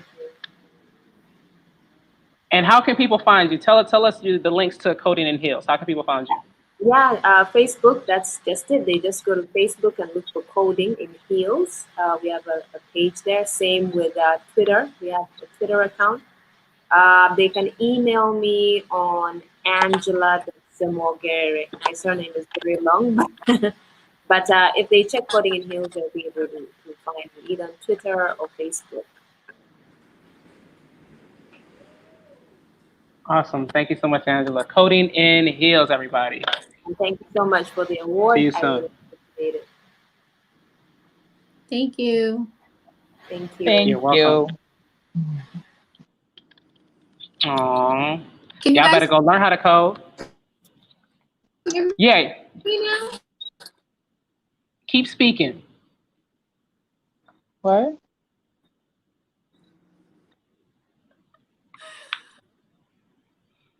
You're lagging a little bit, but hey, your section is up. We're actually going to go on a break and then come back with Aisha, so you're good. Okay. All right, cool. All right. We'll be right back. And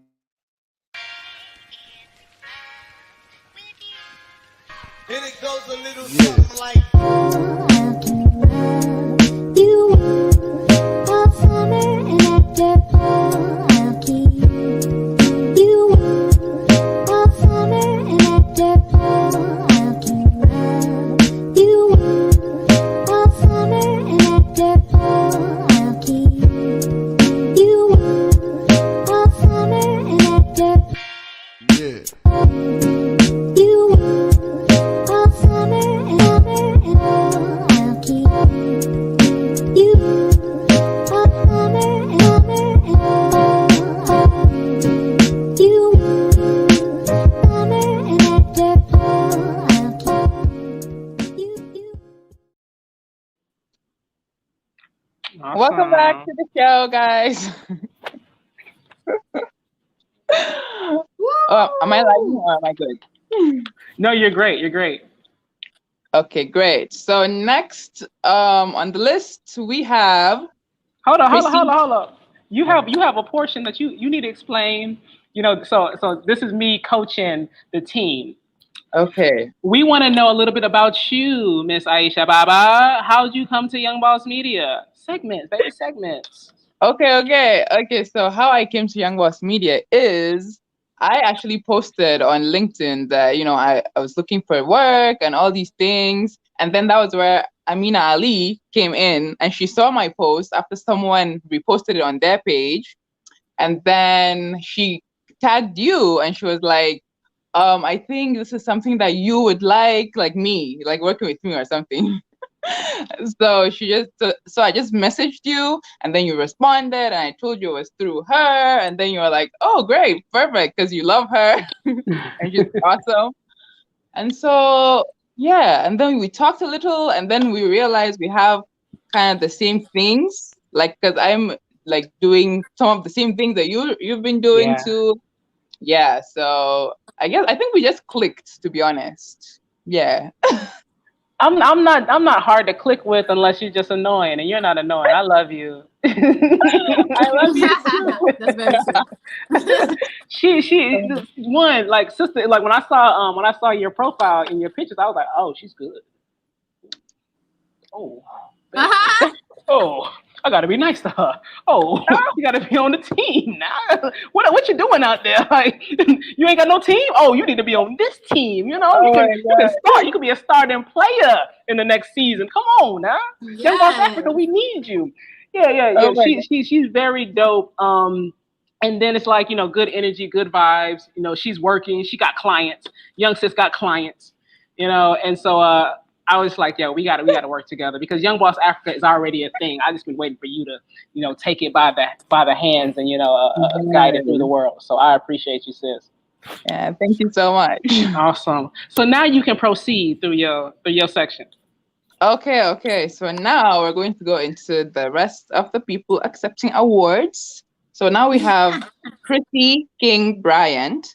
Chrissy King was born and raised in Brooklyn, New York. She was inspired in high school with writing and music. She became a rapper called KRM, which is Knowledge Rhyme Maker, but it was short-lived. In her later years, she helped create the headband trend and assisted in it becoming $1 million category.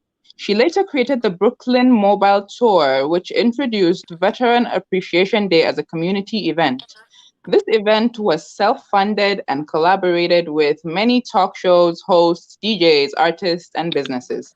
Now they have annual community events and nonprofit organization all around Brooklyn. Welcome to the show, Miss Chrissy. Oh, Chrissy, I could see her backstage, but then something happened. Uh-oh. I know she wanted to talk. She was gonna light us up. Give us that hot fire.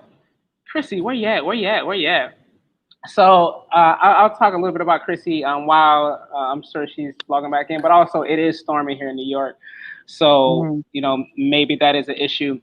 But so the Brooklyn Mobile Tour is a concert of local artists, independent artists in New York City. Here goes Chrissy. Yay. Hey, are you there? Chrissy, you there? Welcome to the show. Hi guys. Yes, how you doing? Can you hear me? Yes, if you have the Facebook on, put that Can you on hear mute. me? Yes. Oh, Yes. put my phone We on. can hear you. Can you hear me? Is your I can't hear you guys. Can you hear us?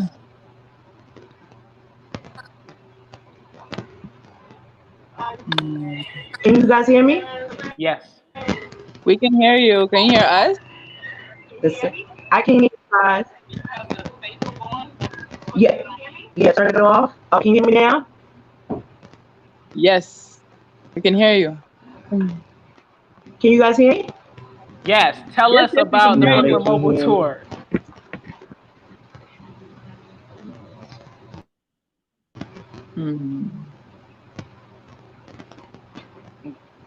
Chrissy, tell us about the Brooklyn Mobile Tour.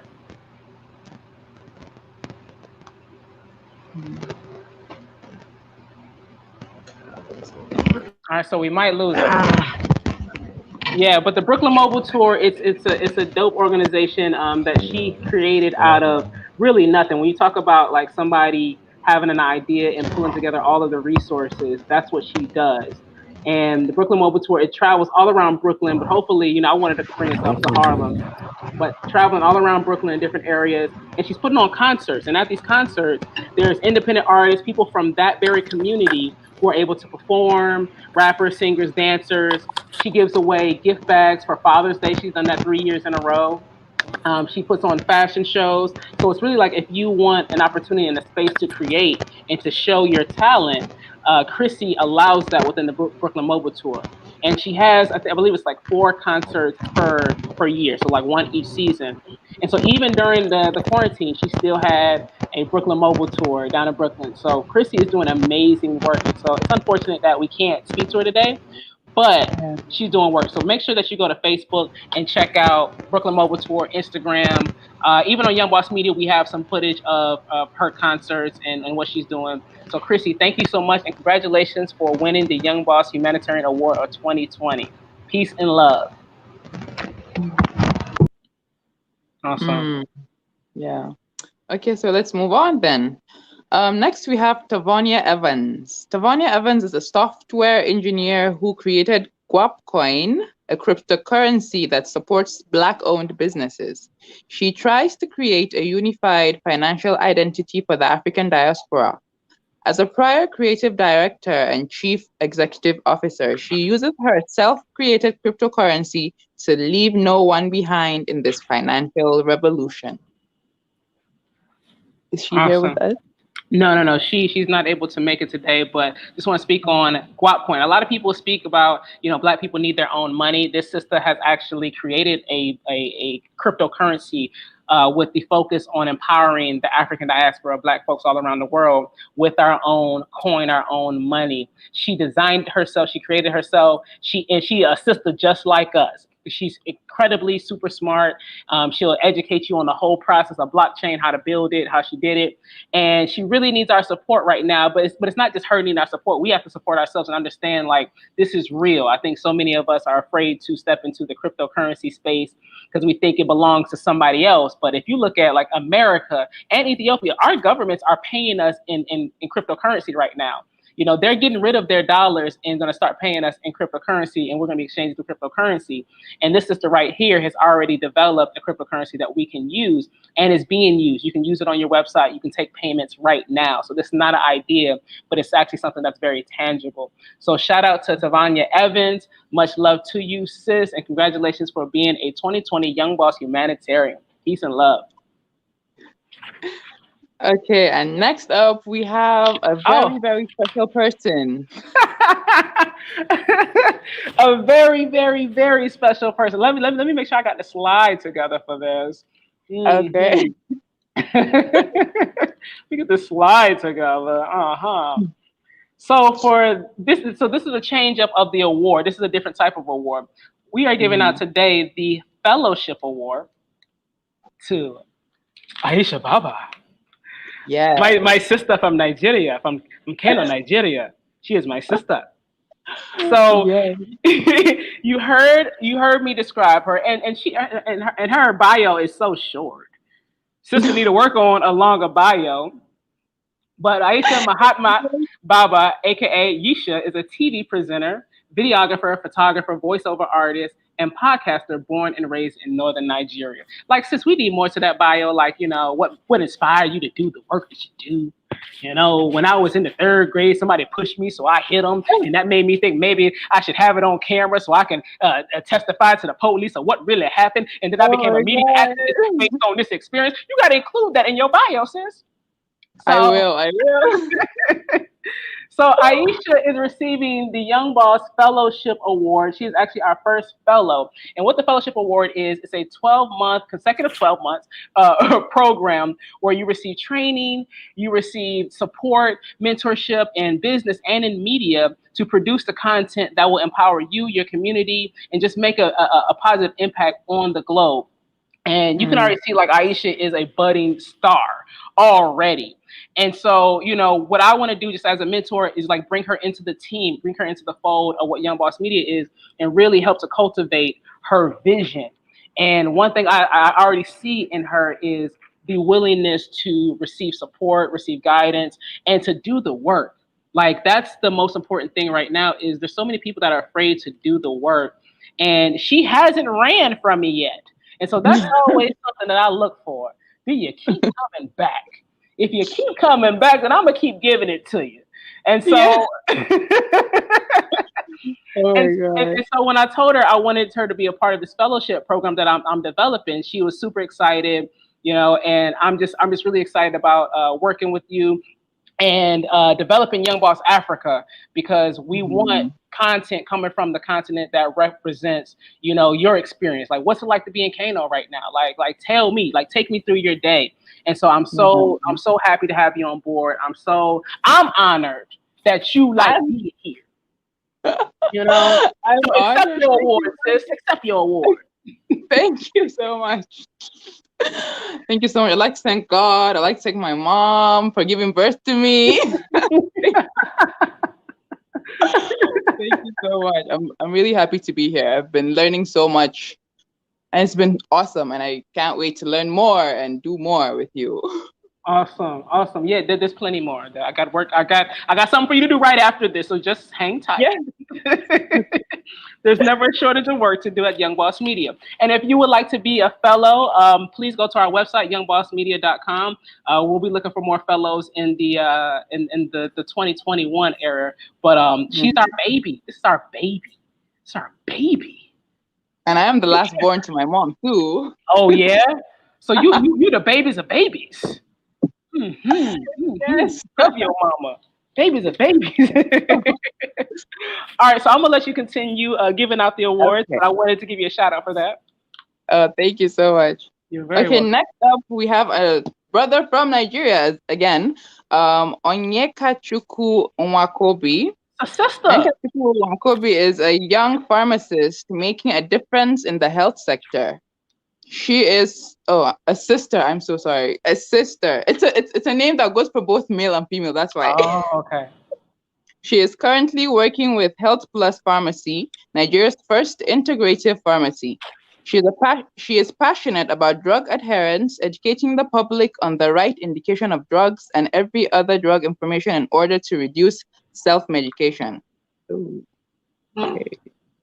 I'm so sorry. So folks don't overdose because they try and do too much. Yes, exactly. Oh, I didn't show your slide, sis. Hold on. Let me show your slide. I got your slide. Okay. There we go. She is passionate about drug adherence, educating the public on the right indication of drugs and every other drug information in order to reduce self-medication, drug abuse, and side effects. With this passion, she founded MedGlobe initiative in order to promote health for unprivileged children, teens, and adults. Hey, welcome to the show, sis. How are you doing? Welcome, sister. Oh, you're mute. I think you're muted. Your mic is off. Can you hear us? Oh, we can't hear you. Oh, well, we can't hear you. Maybe take off your headphones really quickly if that'll help.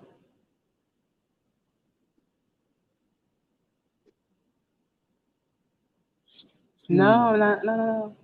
Uh-oh.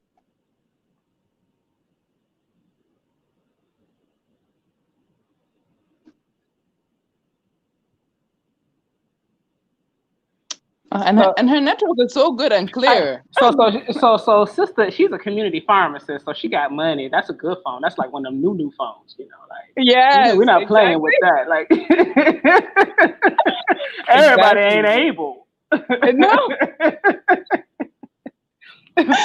Oh my God! Yes. So she's from Nigeria, and she's a community pharmacist, you know, and you know, she always had a passion for just serving people and being in that space.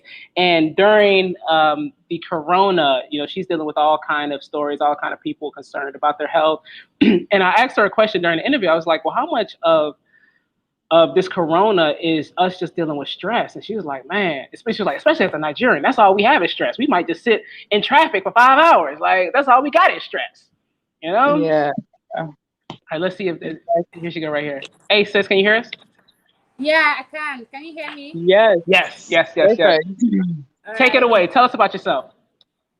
Okay, so like you rightly said, I'm a pharmacist. First of all, I'm so excited and really, really honored to be, you know, a recipient of this award. Thank you so much. I'm also excited to also see other Nigerians, and I'm like, okay, you know, doing something in Nigeria. We're not just complaining. You know, yes. And, I'm really, really happy that, you know, people are making impact and also being positive in their society. So my name is Onyekachi Nwakobi Mary Ann. I'm a pharmacist, a very young pharmacist. Well, Nigeria, what started this whole MedGlobe and everything? I realized through experience that people come to the pharmacy and they have no knowledge of the drugs they are taking. Most times they come with even more severe or even worse conditions than it was when they came to the pharmacy. And I was like, okay, these people don't really know what they're taking. And most times, with the whole lack of communication and lack of proper education on these medications they need to take, some of them overdose their medication, some of them abuse their medication and everything, and the medication ends up not working or even causing serious side effects to them. And so I saw it as a problem, and then I decided to be a solution to that problem in Nigeria. And so, I started MedGlobe Initiative for just health professionals in Nigeria. What we do is to teach people on health conditions, the right use of your medications, why you should take it by this time, the proper way you should take your medications.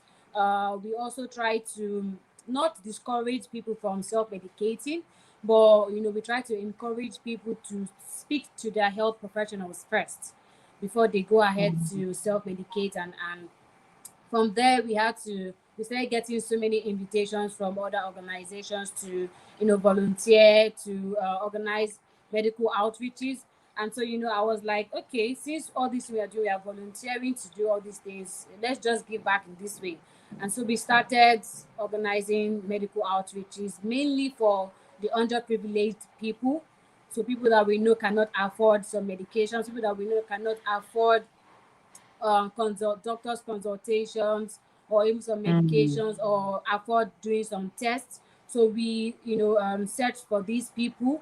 We go to their communities and we, give them free medical supplies, hygiene packs, health educations. And just recently, I think 2 weeks ago, we held a very, very large one. Most times our medical outreaches are always in Lagos, but this time around we went to other states in Nigeria and we reached out to over 1,000 people. What we did was we spoke to them about COVID-19. Most people don't really know about COVID-19 even at this period, and so we have to speak to them about it. We also taught them how to wash their hands properly. And apart from that, we shared hygiene packs to them. So it's one thing to tell these people not to do these things. It's one thing to tell them to wash their hands, to sanitize their hands, to use the face mask. And it is another thing to provide these things for them.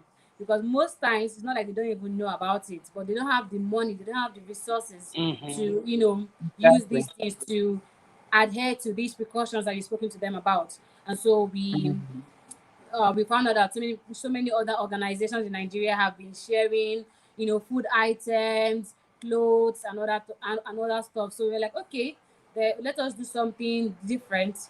Apart from just giving them hand sanitizers, hand soaps, nose masks, we also give them essential medications that we know ordinarily they'll not be able to afford, like your analgesic, your pain meds, your multivitamins, your vitamin C. And it was really, really, great. It was really amazing. We still have many more that we are going to be doing, many more of these medical outreach for COVID-19. And our theme is actually fighting the COVID-19 fight. I'm really, really excited about MedGlobe. I'm really excited about all our volunteers, every one of them. I'm really excited about the support we've gotten so far. And, getting this award just shows that just keep doing what you're doing. You never know who is looking at you. You never know who is watching you, and everything will definitely pay off. So thank you so much for this platform. Thank you so much for bringing, people that have like minds, the same ideas and everything together. I'm really, really grateful to be accepting this award today. I posted it and everybody was all over. In fact, I could not even reply all the congratulatory messages. It was That's really awesome. overwhelming. Thank you so much. You are Thank very you so welcome. much Thank you for all for that you the do. work you're doing. Thank you. It's really Awesome. needed. Yeah. Thank you. Thank And so you. you can reach us on Instagram. My personal Instagram is at Kachikobi. So that's at KACHIKOBY. For my initiative, my NGO at MedGlobe Initiative. That's very straightforward. You can also reach us through our website, www.medglobeinitiative.com. On LinkedIn, it's my full name, Onyekachukwu Wakobi, Med Globe Initiative 2 on LinkedIn. And then on Twitter, you can reach me on at Kachikobi, to same thing with my Instagram handle. And then for Med Globe, you can meet us at Med Globe 2. Yeah. Thank you so much. Thank you, sis. Thank you. Bye. Okay, and She's last in wonderful. my group, She's wonderful. she's awesome. That's so important what she's doing. And last in my group, I have Asya Nasir Shahid. Asya Nasir Shahid is dedicated to equip girls, teens, and women with the tools they need to embrace their unique talents, achieve goals, and develop a satisfying path in life. After spending 25 years in the corporate world, Asya is equipped with powerful management, financial, and leadership skills. She also worked extensively in community initiatives that teach battered and homeless women. As the founder and chief empowerment officer of Jessica Cares, Asya has also received many honors. Hey, what's up, sis? Hello. How you doing? Bless, Hello. bless. Assalamu alaikum. Good afternoon. Walaikum salam. Walaikum salam. Welcome to the show. Thank you. Thank you for having me. I feel so humbled. I've been so excited all week. Actually, not even all week. Ever since Monica told me that I was nominated, I was like, what? Yeah, so I'm really excited. So tell us a little bit about yourself. I'm gonna give you the spotlight. Well, as the speaker was just mentioning, I run actually two companies. One, which is my passion, is Jessica Cares. Jessica Cares is a nonprofit organization. It's a female empowerment platform. And I noticed that when she was reading it, she was like, Jessica, because it's in acronyms. So the Jessica is J.E. but it actually stands for everything that our organization embodies as it relates to the girls and the women in our organization. And it stands for Journey to Becoming an Extraordinarily Strong, Successful Individual with Courageous Aspirations. So our whole is that, yes. So our organization is all about empowering young girls and women. So when we've started our organization almost 10 years ago, this November will be 10 years, it was all about empowering girls who are kind of like at that crossroad, that preteen stage and the teenage stage where they're self-doubting themselves, very hard on themselves, very critical, and always worried about how everyone perceives them versus how they feel about themselves. So I created a platform because I was that girl. When I was in my preteen stage and my teenage stage, it was very, very difficult for me to love myself and really embrace who I was in its totality. And I found that because of that, I struggled with a lot of things. And so I started the organization to help young girls to, kind of minimize their journey of, bad decisions because of low self-esteem and sense of self-worth. So our organization offers empowerment programs, workshops, annual retreats. We get them involved in the community because when you're empowered and you feel good about yourself, it's all about empowering the next person. So we have community initiatives where we go to the hospitals and work with the little, the children that are sick in the pediatric center. We feed the hungry, coat drives, all kind of community initiatives that the girls walk away feeling so good about themselves. We have our authors masterclass, entrepreneur class, job readiness programs, all kind of things to help our girls to feel empowered. And then about 3 years ago, we expanded our program to include women because what we found was our girls were going home to mothers who were not healed, that still had that little girl inside that was not healed. And so we've expanded the program. So now we have parenting classes for mother-daughter. We have workshops for mothers as well to enhance and to inspire them to fulfill their aspirations and goals as well. So it's a dual role. And as you know, women play such an important role in the household. So if we empower the girls and the women in the household, everybody in the home is empowered, thus the community. So that is the mission of Jessica Cares. And Yeah. So, and in doing that, it just led me to my consulting firm, which is now helping other women who now got that fire in them. They're feeling good about themselves. They're like, oh, I'm That's ready. right. So now That's I have, right. I have a consulting firm that helps aspiring entrepreneurs and, you know, existing entrepreneurs take their business to the next level. So that's what little Asia over here does. Oh, thank you so much, sis. And that's why you're getting the 2020 Young Boss Humanitarian Award. So we appreciate all the work that you do. Thank you so much. And Monica, I appreciate everything the Young Boss Media has done. My daughter is a recipient of her mentorship program. So I just Yeah. love Young Boss Media. Yes. So thank you so much for this honor. Thank you. Thank you so much, Queen. I will talk to you very soon. Peace and Can I love tell to people you. where to find you? Oh, please do that. Please do that. Yes, yes. Don't forget.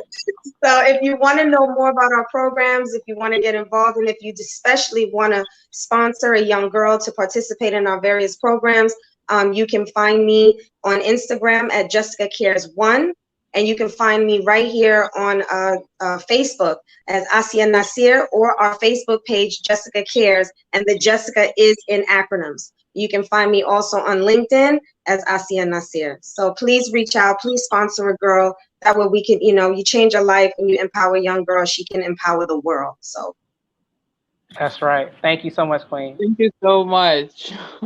yeah. Aw, made me feel so good inside. All right, so we're going to take a quick break and we're going to get back with our fourth and final group of humanitarians that we're going to recognize. So stay tuned. Thank you for everybody that's still in the chat. They're still hanging on. We still got some superstars left. Everybody's a superstar from the beginning to the end. And so you want to stay on. We'll be right back. Peace.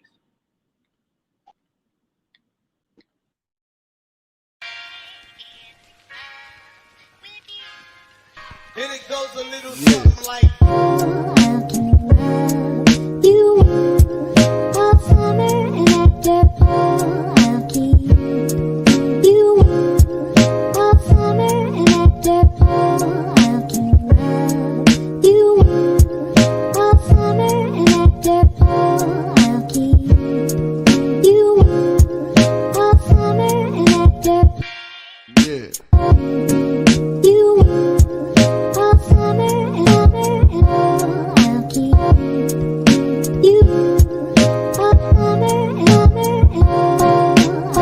and you summer and after fall, I'll keep you.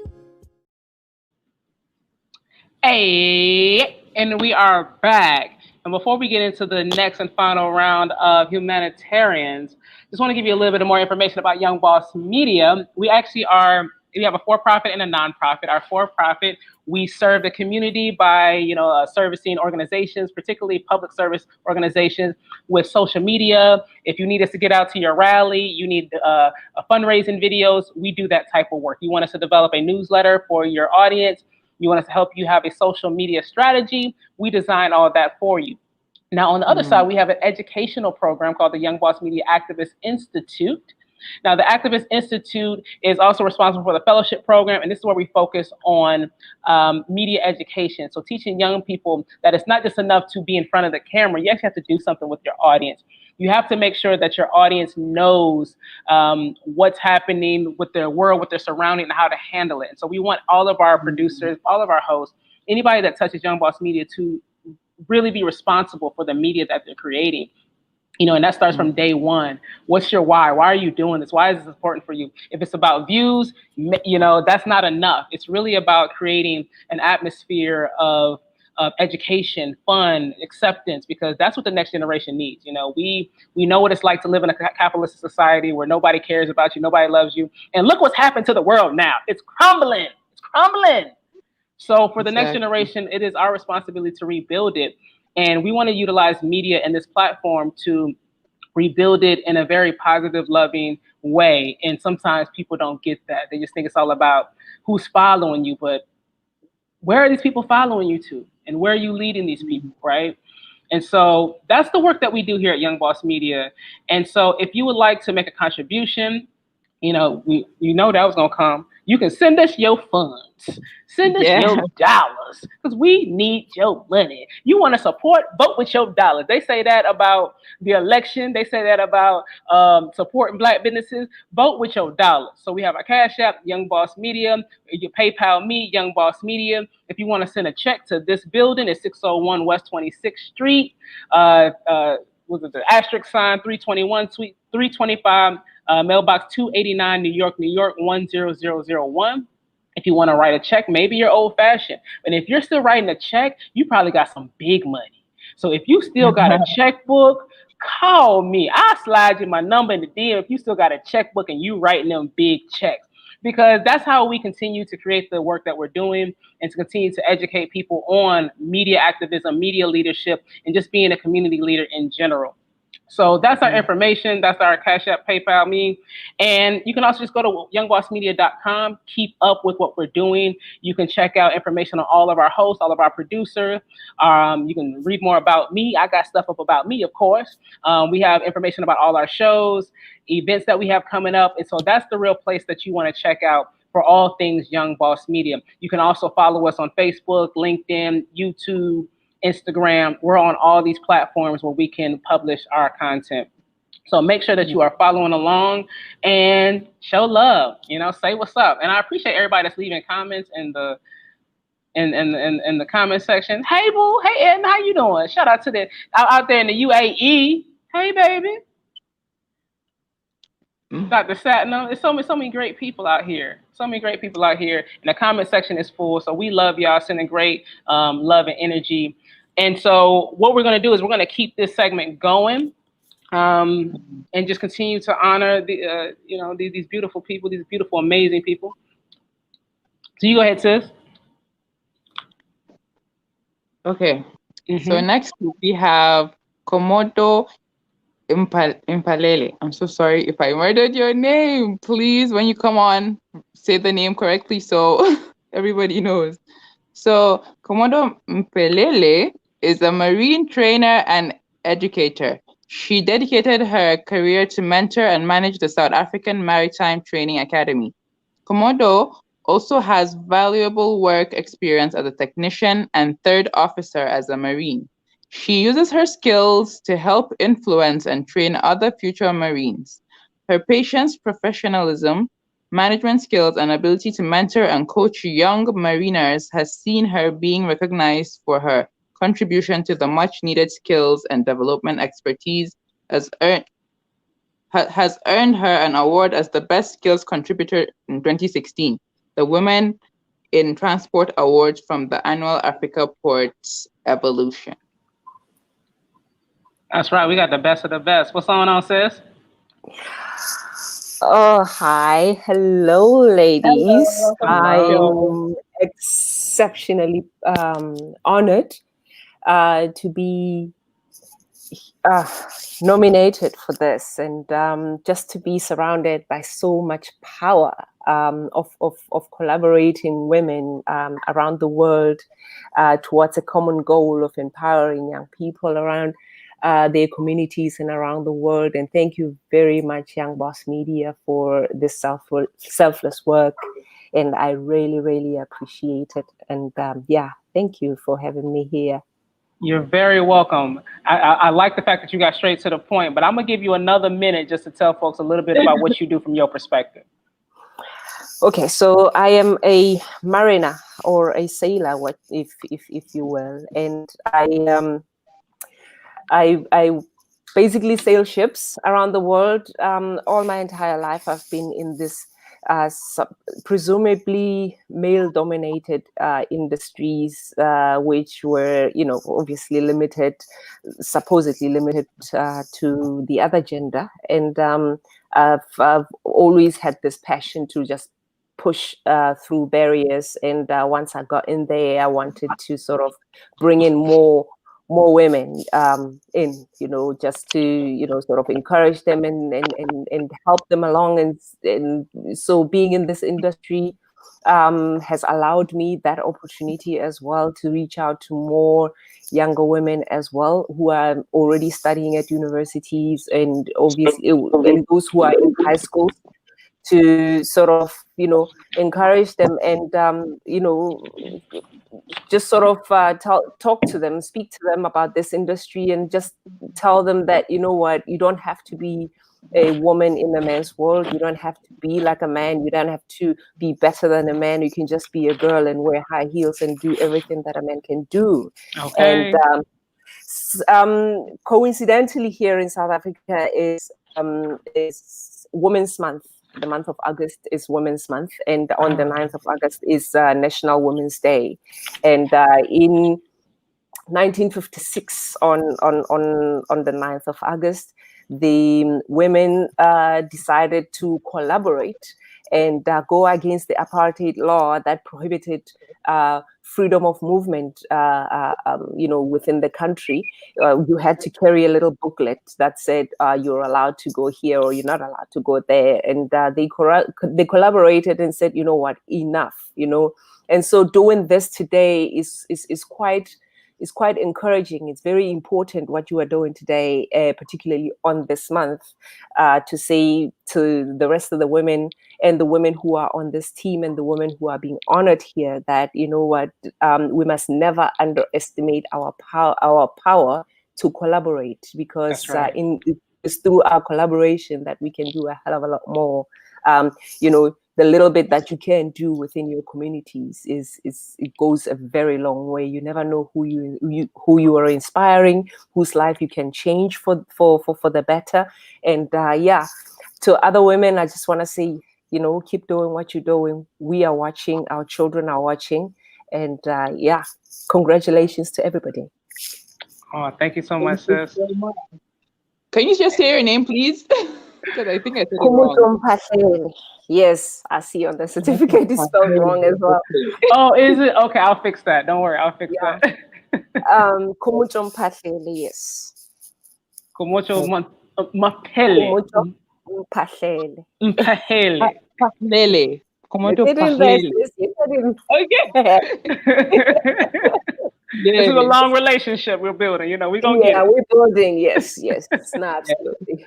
Well, thank you so much, Queen. I appreciate you for all that you do. And where can people find you? Well, the work that I'm doing, because of where I'm currently working, is there is some issues of conflict. So I try to I do the footwork. I am on foot. So yes, you can follow me. I'm Komucho Mpahlele on social media, Facebook, and I am _Sailor Joe on Instagram, and I am Komucho Mpahlele on LinkedIn.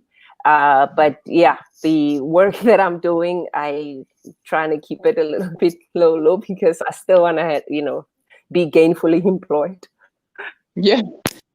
Smart. Smart.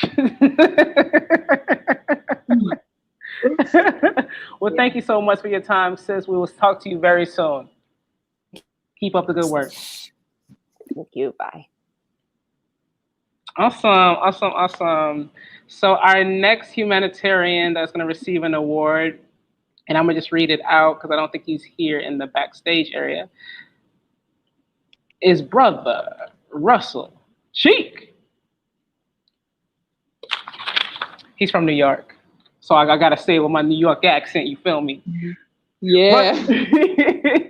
Russell Cheek worked as an HIV counselor and also worked in human services. He moved on to become a senior substance abuse counselor and also worked with court programs. He left the field and started working as an organizer for Acorn, where he worked for education and employment. There he advocated for better housing and worked with housing developers to renovate buildings and beautiful homes and to beautify homes and neighborhoods. He did work at that organization called the Black Institute with Bertha Lewis. And while there, he worked with the city council, helping immigration and other issues. He now works as an activist and fights for social equity. So Russell is a jack of all trades. And so he's really like all for the people. And he does it in his own unique swag. And I love this brother. Anywhere there's something to be done as far as like helping our people, he's there. He's in the streets. And if you're coming to New York and you want to be in the movement, you have to go through him. You have to know who Russell Cheek is. If you don't know who Russell Cheek is, you're not doing it right. You know, you just kind of you showing up, but you don't really know how the game works, how the world works, because he's that guy that really, he knows all the politicians and he wants for the best, and so he's making sure that the politicians stay on point. Like, yo, you can't bring this into my community. You know, he's checking and regulating to make sure that everybody is who they say they are. And so much love to you, brother Chief. Brother Russ, Big Russ, Uncle Russ, and he has a 50th birthday coming up. So shout out to him next month. He's a Virgo. Shout out to him. Happy birthday, Russell. We love you so much, and we will see you very soon. Congratulations on winning this award. All right, next, who do we have? Oh, yes, Precious. Next, we have Precious Gondwe. Yes. Masuku Gondwe is a Pan-African lawyer and founding partner of Precious and Partners based in Botswana. She is a firm believer in female empowerment and has funded a movement called Pan-African Game Changers. She motivates young African women across the globe and aims to foster female African entrepreneurs running successful businesses. She is an admitted attorney, notary public, and conveyance in the Republic of the Law Society of Botswana. In addition, she was recently named top 30 most influential female lawyers in Africa. As a humanitarian, she strives to help others and be as influential as she can be. Yes. Where you at, sis? There you go. Hey, there you go. Oh, you're on mute. Take yourself off mute. Hello. Welcome to the show. Finally. You made it. Do your pose. Do your pose. Red carpet, red carpet, red carpet, red carpet. Yeah, yeah, yeah, yeah, yeah. How are you, sis? I'm great. How are you? And thanks for having me. You're so welcome. You're so welcome. Take this time to tell us about what you do. You have the spotlight. Thank you. Thank you so much. My name is Precious Gondwe, the founding partner and the CEO of Precious and Partners, a corporate legal practice in Gaborone, Botswana. I am indeed an attorney, a conveyancer, and a notary public. Other than that, I believe strongly that I am a Pan-Africanist. I believe in the empowerment of our people, especially young women within Africa. So that's basically what I do. And if you want to get hold of me, you can quickly browse through our website, www.preciousandpartners.com. All our details are on there. You can also find me on LinkedIn, Precious Gondwe. Thank you. Thank you so much, sis. Awesome. Thank you for your time. We're rolling through our schedule, but I appreciate all the work that you do. And that's why you received the Young Boss Humanitarian Award for the year 2020. Thank you so much. Thank you. Yeah.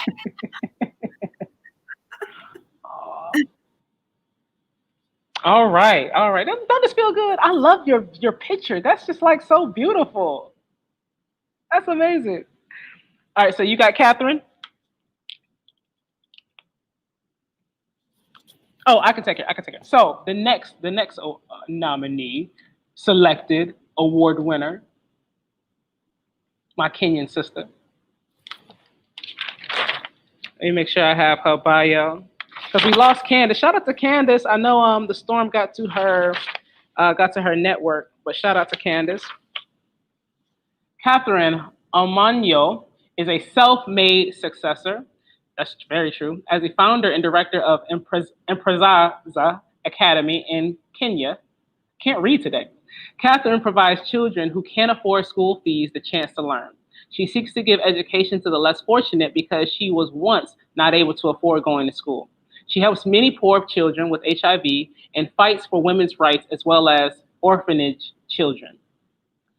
Her goal is to develop her community and set up projects and engagements to have a global identity. I'm sorry I chopped that bio up, but she's gonna break it down. And Catherine, where you at? And I'm gonna say this before I pull you on the stream, sis, we got a time limit. So before I even pull you up, I'm gonna let you know we gotta make this snap because you got a whole documentary series within you. How you doing, Catherine? I'm fine, Jumbo. Jumbo. So excited. I mean, I was just praying for all of you and this day so that it can be successful. And I've been listening to sisters and brothers, and I'm like, wow, where have you been? Thank you for letting me know that we have such souls in this world.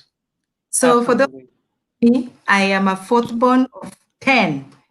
And why I am here is I'm one of those who cannot sit there and wait for something, same thing hitting at you and harming you, and you can't move. Me, I had to move because it reached a time, the way I was suffering, I realized I can be part of a solution.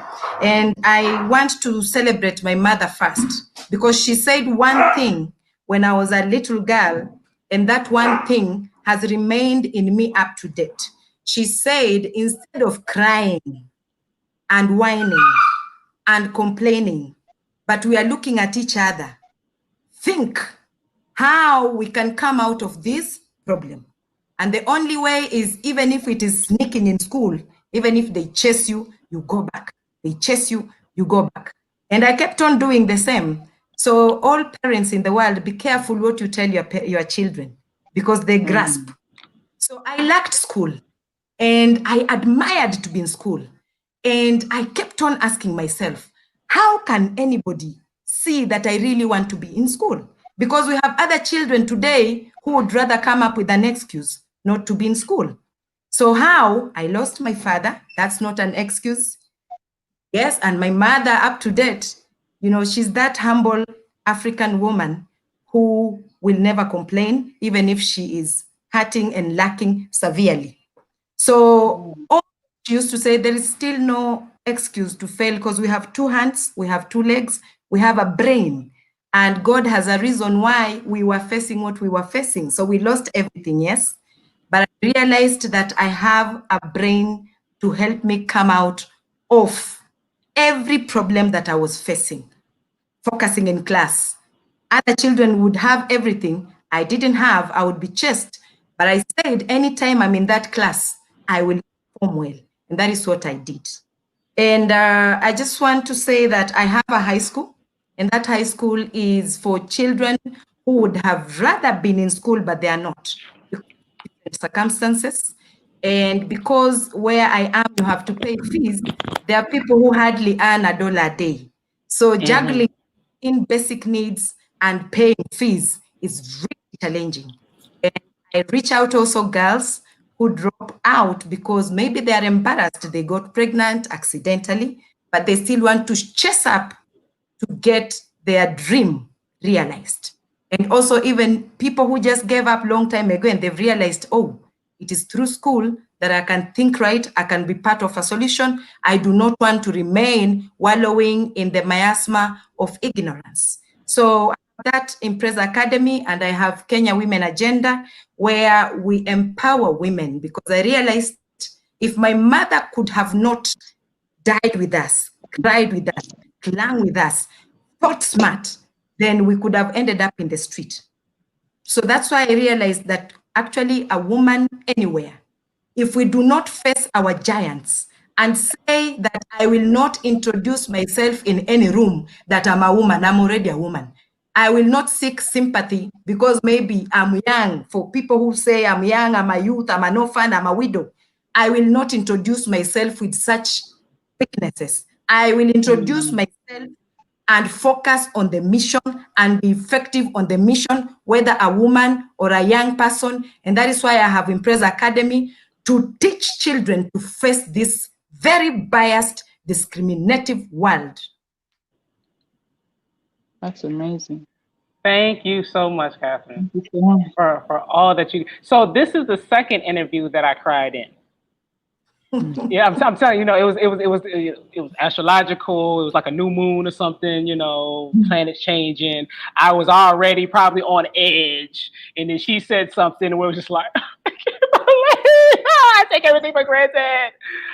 Yeah, I can't say much because of the time, but I'm writing a book. And you have a full book. You have a series. She's amazing. She's amazing. But thank you so much, Catherine. We have to move on. We have two more people to recognize, and then we'll be done. So thank you to everybody that's been tuning in so far, leaving comments. We really appreciate you. Continue to share this because we want to make sure that humanitarianism is cool. We want it to be cool. And so sisters like, Catherine, mothers like Catherine out in Kenya, they know that there's a next generation that's going to pick up after her, and so that's what this is about. Catherine, we got you. We got Thank you. We the next generation for you. We got you covered. So thank you so much for the work that you're doing. Thank you. Oh, your website. Tell us your website. Website is www.intl for international, school for champion.org. And then Twitter at Omanyo Catherine. And then I'm on Facebook, just Catherine Omanyo.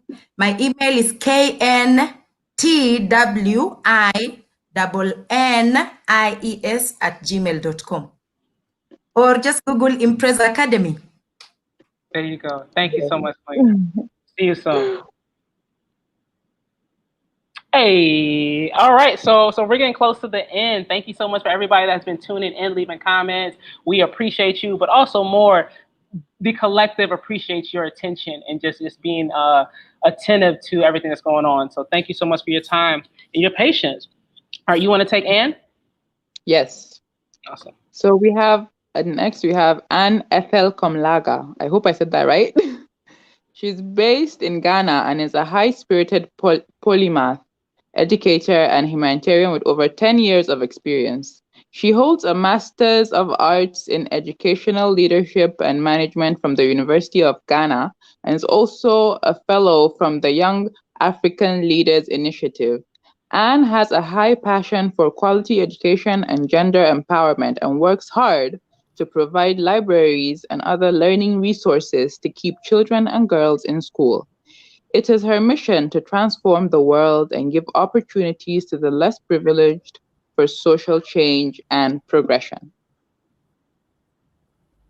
Anne, how are you? Welcome to the show. Welcome. Hi.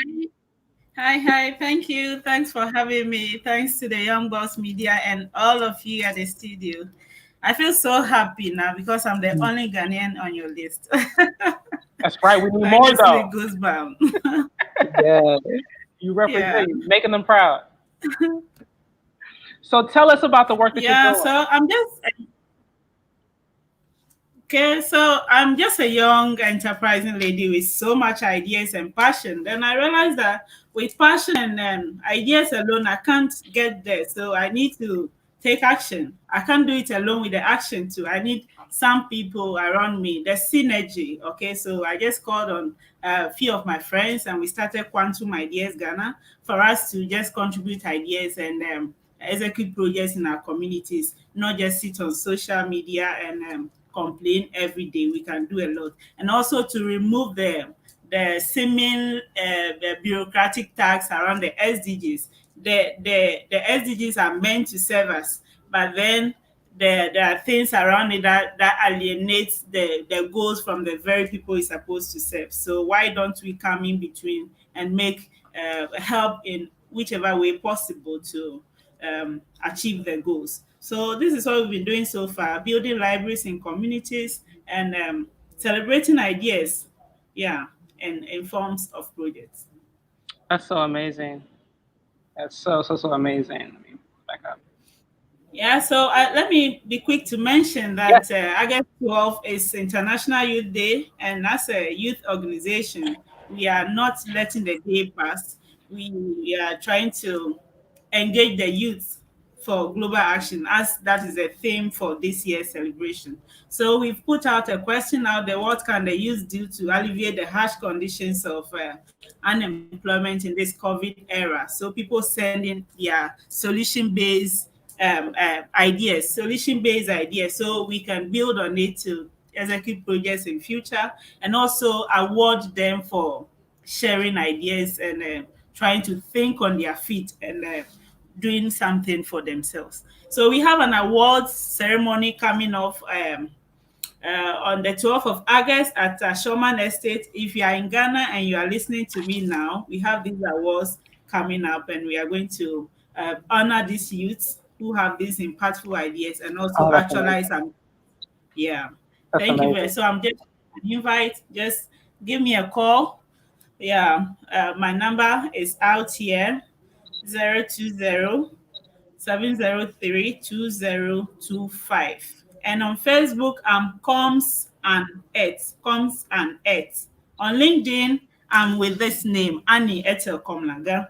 Yes, let's do great things together. Thank you. Yes, let's do great things together. I love it. I love it. Much success to your award show coming up, and just all the work that you're doing in Ghana.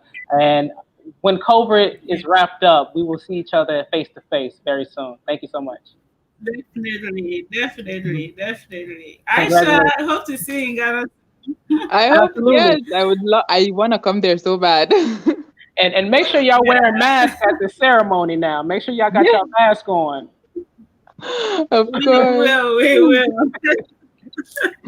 Thank you, sir. Thank you very much. Thank you, all of you. And congratulations so to much. all the award winners. Yes. Yeah. Yes. Thank you so much. Thank you. Yeah. All right. So for our final, but definitely not least, I have to make sure I get it right from this is Mr. Special. Mr. Special. He is our vice president of Young Boss Media. And I stole his bio from an article, but I'm also just give you a little background on what I know about him. And Lord, I hope I spelled his name right, because he don't let me know. Dr. Raphael Illumina Ejale. He is an architect with executive master's in project management and master's degree in telecommunications with many outstanding titles. He also has a doctorate of advocacy. Raphael is a humanitarian who believes in giving and putting smiles on people's faces. He is now an advocate for women empowerment and tries to help all people. And the truth is, that's exactly what he does. When I first met him, I sent him my proposal for what I wanted to do with Young Boss Africa. And so I had been thinking about this for a long time, and I started putting it together. And I was sending it to people in Senegal. And he looked at it and said, all right, so how can I help? You know, what role can I play? And then I started to, I was stalking his LinkedIn, and I was like, oh, you do a lot. Like, you smart. Like, you do a lot. So, like, I need you, like, more than just to be a board member. I need you on the team, like, all the way, right? And so he saw what I was doing with the mentorship calls and interviewing people. But primarily they were, in New York or in America.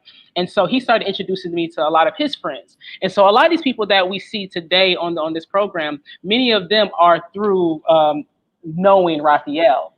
And then we see it like, oh, they're doing amazing work. Like, oh, I got to step my game up. Like, what my friends doing? What is happening here? What are my friends doing? You got these kind of friends. Oh, this is amazing. So, and he's a businessman. He thinks very, very smart and very clearly. And we think a lot alike about business. And he always brings it back to serving, particularly serving women, empowering women. And I guess he understands. He's probably one of the very few men that understand that women now have the power. Things are shifting. And so he's like, yo, I'm going to get on board. I'm going to support women as much as I can to make sure that I'm good. At least that's what I think. But Raphael is an amazing man. He's an amazing human being. And so he's last but definitely not least. And he didn't even know that he was going to get an award. But I was like, if anybody has to get an award, like, it has to be you, because like you're the center of a lot of greatness. And he blushes and he's shy. But when he gets on, he going to talk. So Raphael, you got a time limit too. Congratulations for winning the 2020 Young Boss Humanitarian Award. Thank you very much. Good morning from New York, Yonkers. My name is Dr. Raphael Ilomuno Ajari. Before I start, I have to say a very big thank you to all the Global Goodwill Ambassadors, both in the US, in Africa. I want to say a special thank you to the members of parliament, ambassadors of the special State of the African Diaspora. I want to thank IJ, because IJ has always been supporting me. To my new boss, I just got an appointment with one of the biggest architecture firms in Abuja, Nigeria, called Suritz. It's owned by a woman, but she says that I need a muscle, just like Madam Monica, to take architecture to the next level. So I just resumed my appointment with Sirius to build architecture. And my goal is to bring in female architects into that consortium. So female architects from different parts of Africa, and a lot of things I'm going to share as we go ahead. I want to thank Lifestyle Hub. They are my partners in real estate. Yeah. We believe in building Africa and taking Africa, having smart homes at affordable rates. I want to thank EOG, that's the Engineers Oil Globe. They're building projects all over Africa and bringing young people. I want to thank Africa Evolve, because Africa Evolve is taking agriculture to the next level. To all the Liberians, to all the Nigerians, to all Africans listening, thank you very much. Most especially, I want to thank the Forbes Business Council, because they are all watching this live to see that members of Forbes are recognized. I'm pretty young, but you have Forbes under 30, under 40, they are all watching. I want to thank the World Business Angels Forum. They are watching this program, especially Monica, who's part of us. I want to thank the whole Riocom team, Riocom Media, Riocom Aviation, Riocom Foundation, Riocom Technology and Maritime Company, as well as the Young Boss Media team. I want to thank everybody. Now, basically, by experience, I'm more into mentorship. Like Madam Monica said, I love to see people grow, especially women. And lately, we started talking about women in fiber optics. You're going to hear a lot about that now, because whatever the man can do, the women can only do better. Women in satellite communications and security, we want to take women to the next level. So basically, that was why we started up the Riocom Foundation. I'm a co-founder there, and Monica is my president now. She's trying to take Riocom to the next level, whereby women in America can also get involved with what is going on in Africa. For the last few years, Riocom has been touching lives by meeting women, making sure that your cycle, your menstrual flow is not going to stop you from writing exams. We decided to go get sanitary pads and distribute around Africa, from Malawi, from Sierra Leone, from Liberia, just to name a few. We are there. Now we are in South Africa, we are in Botswana, we are in Zambia, we are in Zimbabwe. We want to cover Africa, connect North America, connect the UK, connect Asia together to be one part of the world. Thank you very much. That was Thank you so wonderful. much. Thank you. Thank you so much, Raphael. Let me ask you this: what's your vision for Young Boss Africa? Now that we have our fellow right here, tell her our vision for Young Boss Africa. Wow, for Young Boss Africa, the beautiful thing about Young Boss is this: Young Boss is fully run by women, and our goal is to connect all the African countries, countries in Asia, countries in the Middle East, and we have our administrators to be strictly women. I believe women, they are multitasks. For me, I can't do more than one thing at a time, though my hobby is making money, but all I love to do is to connect people. So if our bosses are women and we sit in the background like I do all the time, I think I like that for the world. Thank you. And we're going to be teaching a class on that, men, how to take your position and go get the money very soon. Definitely. You just need to make the money, and we allow you guys to spend it. Thank you. Yes. Thank you. Praise the Lord. Thank Praise you. the Lord. Thank you so much, Raphael, for all that you do. And congratulations on being a 2020 Young Boss Humanitarian. Thank you so much. Thank you very much. I thank my friends from India for everything. Thank you. You're very welcome. Oh, tell people your LinkedIn, because I know you want people to follow you. Okay, my LinkedIn name is Raphael Ajali. It's very easy to get. His Excellency Dr. Raphael Ajali. But just put Raphael Ajali, it's easy. Oh, wow. Yeah. All right, thank you, Raphael. Oh, sorry. So, girl, we did it. Ooh, we did it. I'm trying to block this light. We did it. Oh, my goodness. I'm sweating, my face shining. Oh, wow. We made it through. You know, I went to bed like mad early last night because I was like, you know what? Like I done did as much as I could. I'm going to sleep. Yeah. And I woke up this morning. I said it's gonna turn out one way or the other, and it turned out. How do you think all this came about? How do you think it was? It was awesome. Honestly, I completely enjoyed it, and I love how it was not boring in any way, because that's something that always happens in shows online. But this was interesting from beginning to end for me, so that was awesome. Awesome. And this is our first co-hosting experience. So I love your energy. This is great. We can do this again, sis. Oh, thank you. There might be a show in this. We got to figure that out, honey. Yes. But thank you so much. I want to wrap up the show. I'm inspired, and to let everybody know, like the 22 people that are still on now, we actually have another show starting at 3:00 in like an hour and a half called Make Lemonade. So if you're just in the mood for your more Young Boss Media, we have a talk show. I'm gonna be on it. Queen Candace gonna be on it. Just talking about current events, what's going on, because we want you to see it's not just one type of program. Like all of us are unique. All of us are different. Me and Aisha are different, but then we're similar. And there's things that connect us, but there's also things that I need to learn from her. Even though she's younger than me, she's from a different, part of the world. Like we have so much to learn from each other. And that's what the programs are, to highlight who we are, our uniqueness, and be united in that, Nobody here is trying to be like anybody else. We just want to learn our skills and sharpen our skills so that we can be our best selves.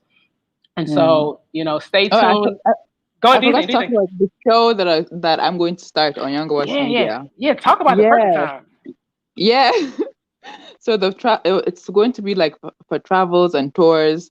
It's something I actually enjoy doing and I've been doing. So it's perfect now that we're going to have a bigger platform for it. So it's for people that maybe want to come to Nigeria and then they want to know the best places to go, the hangout spots, the type of people to roll with, who you should stay away from, the best places, everything. So it's going to be awesome.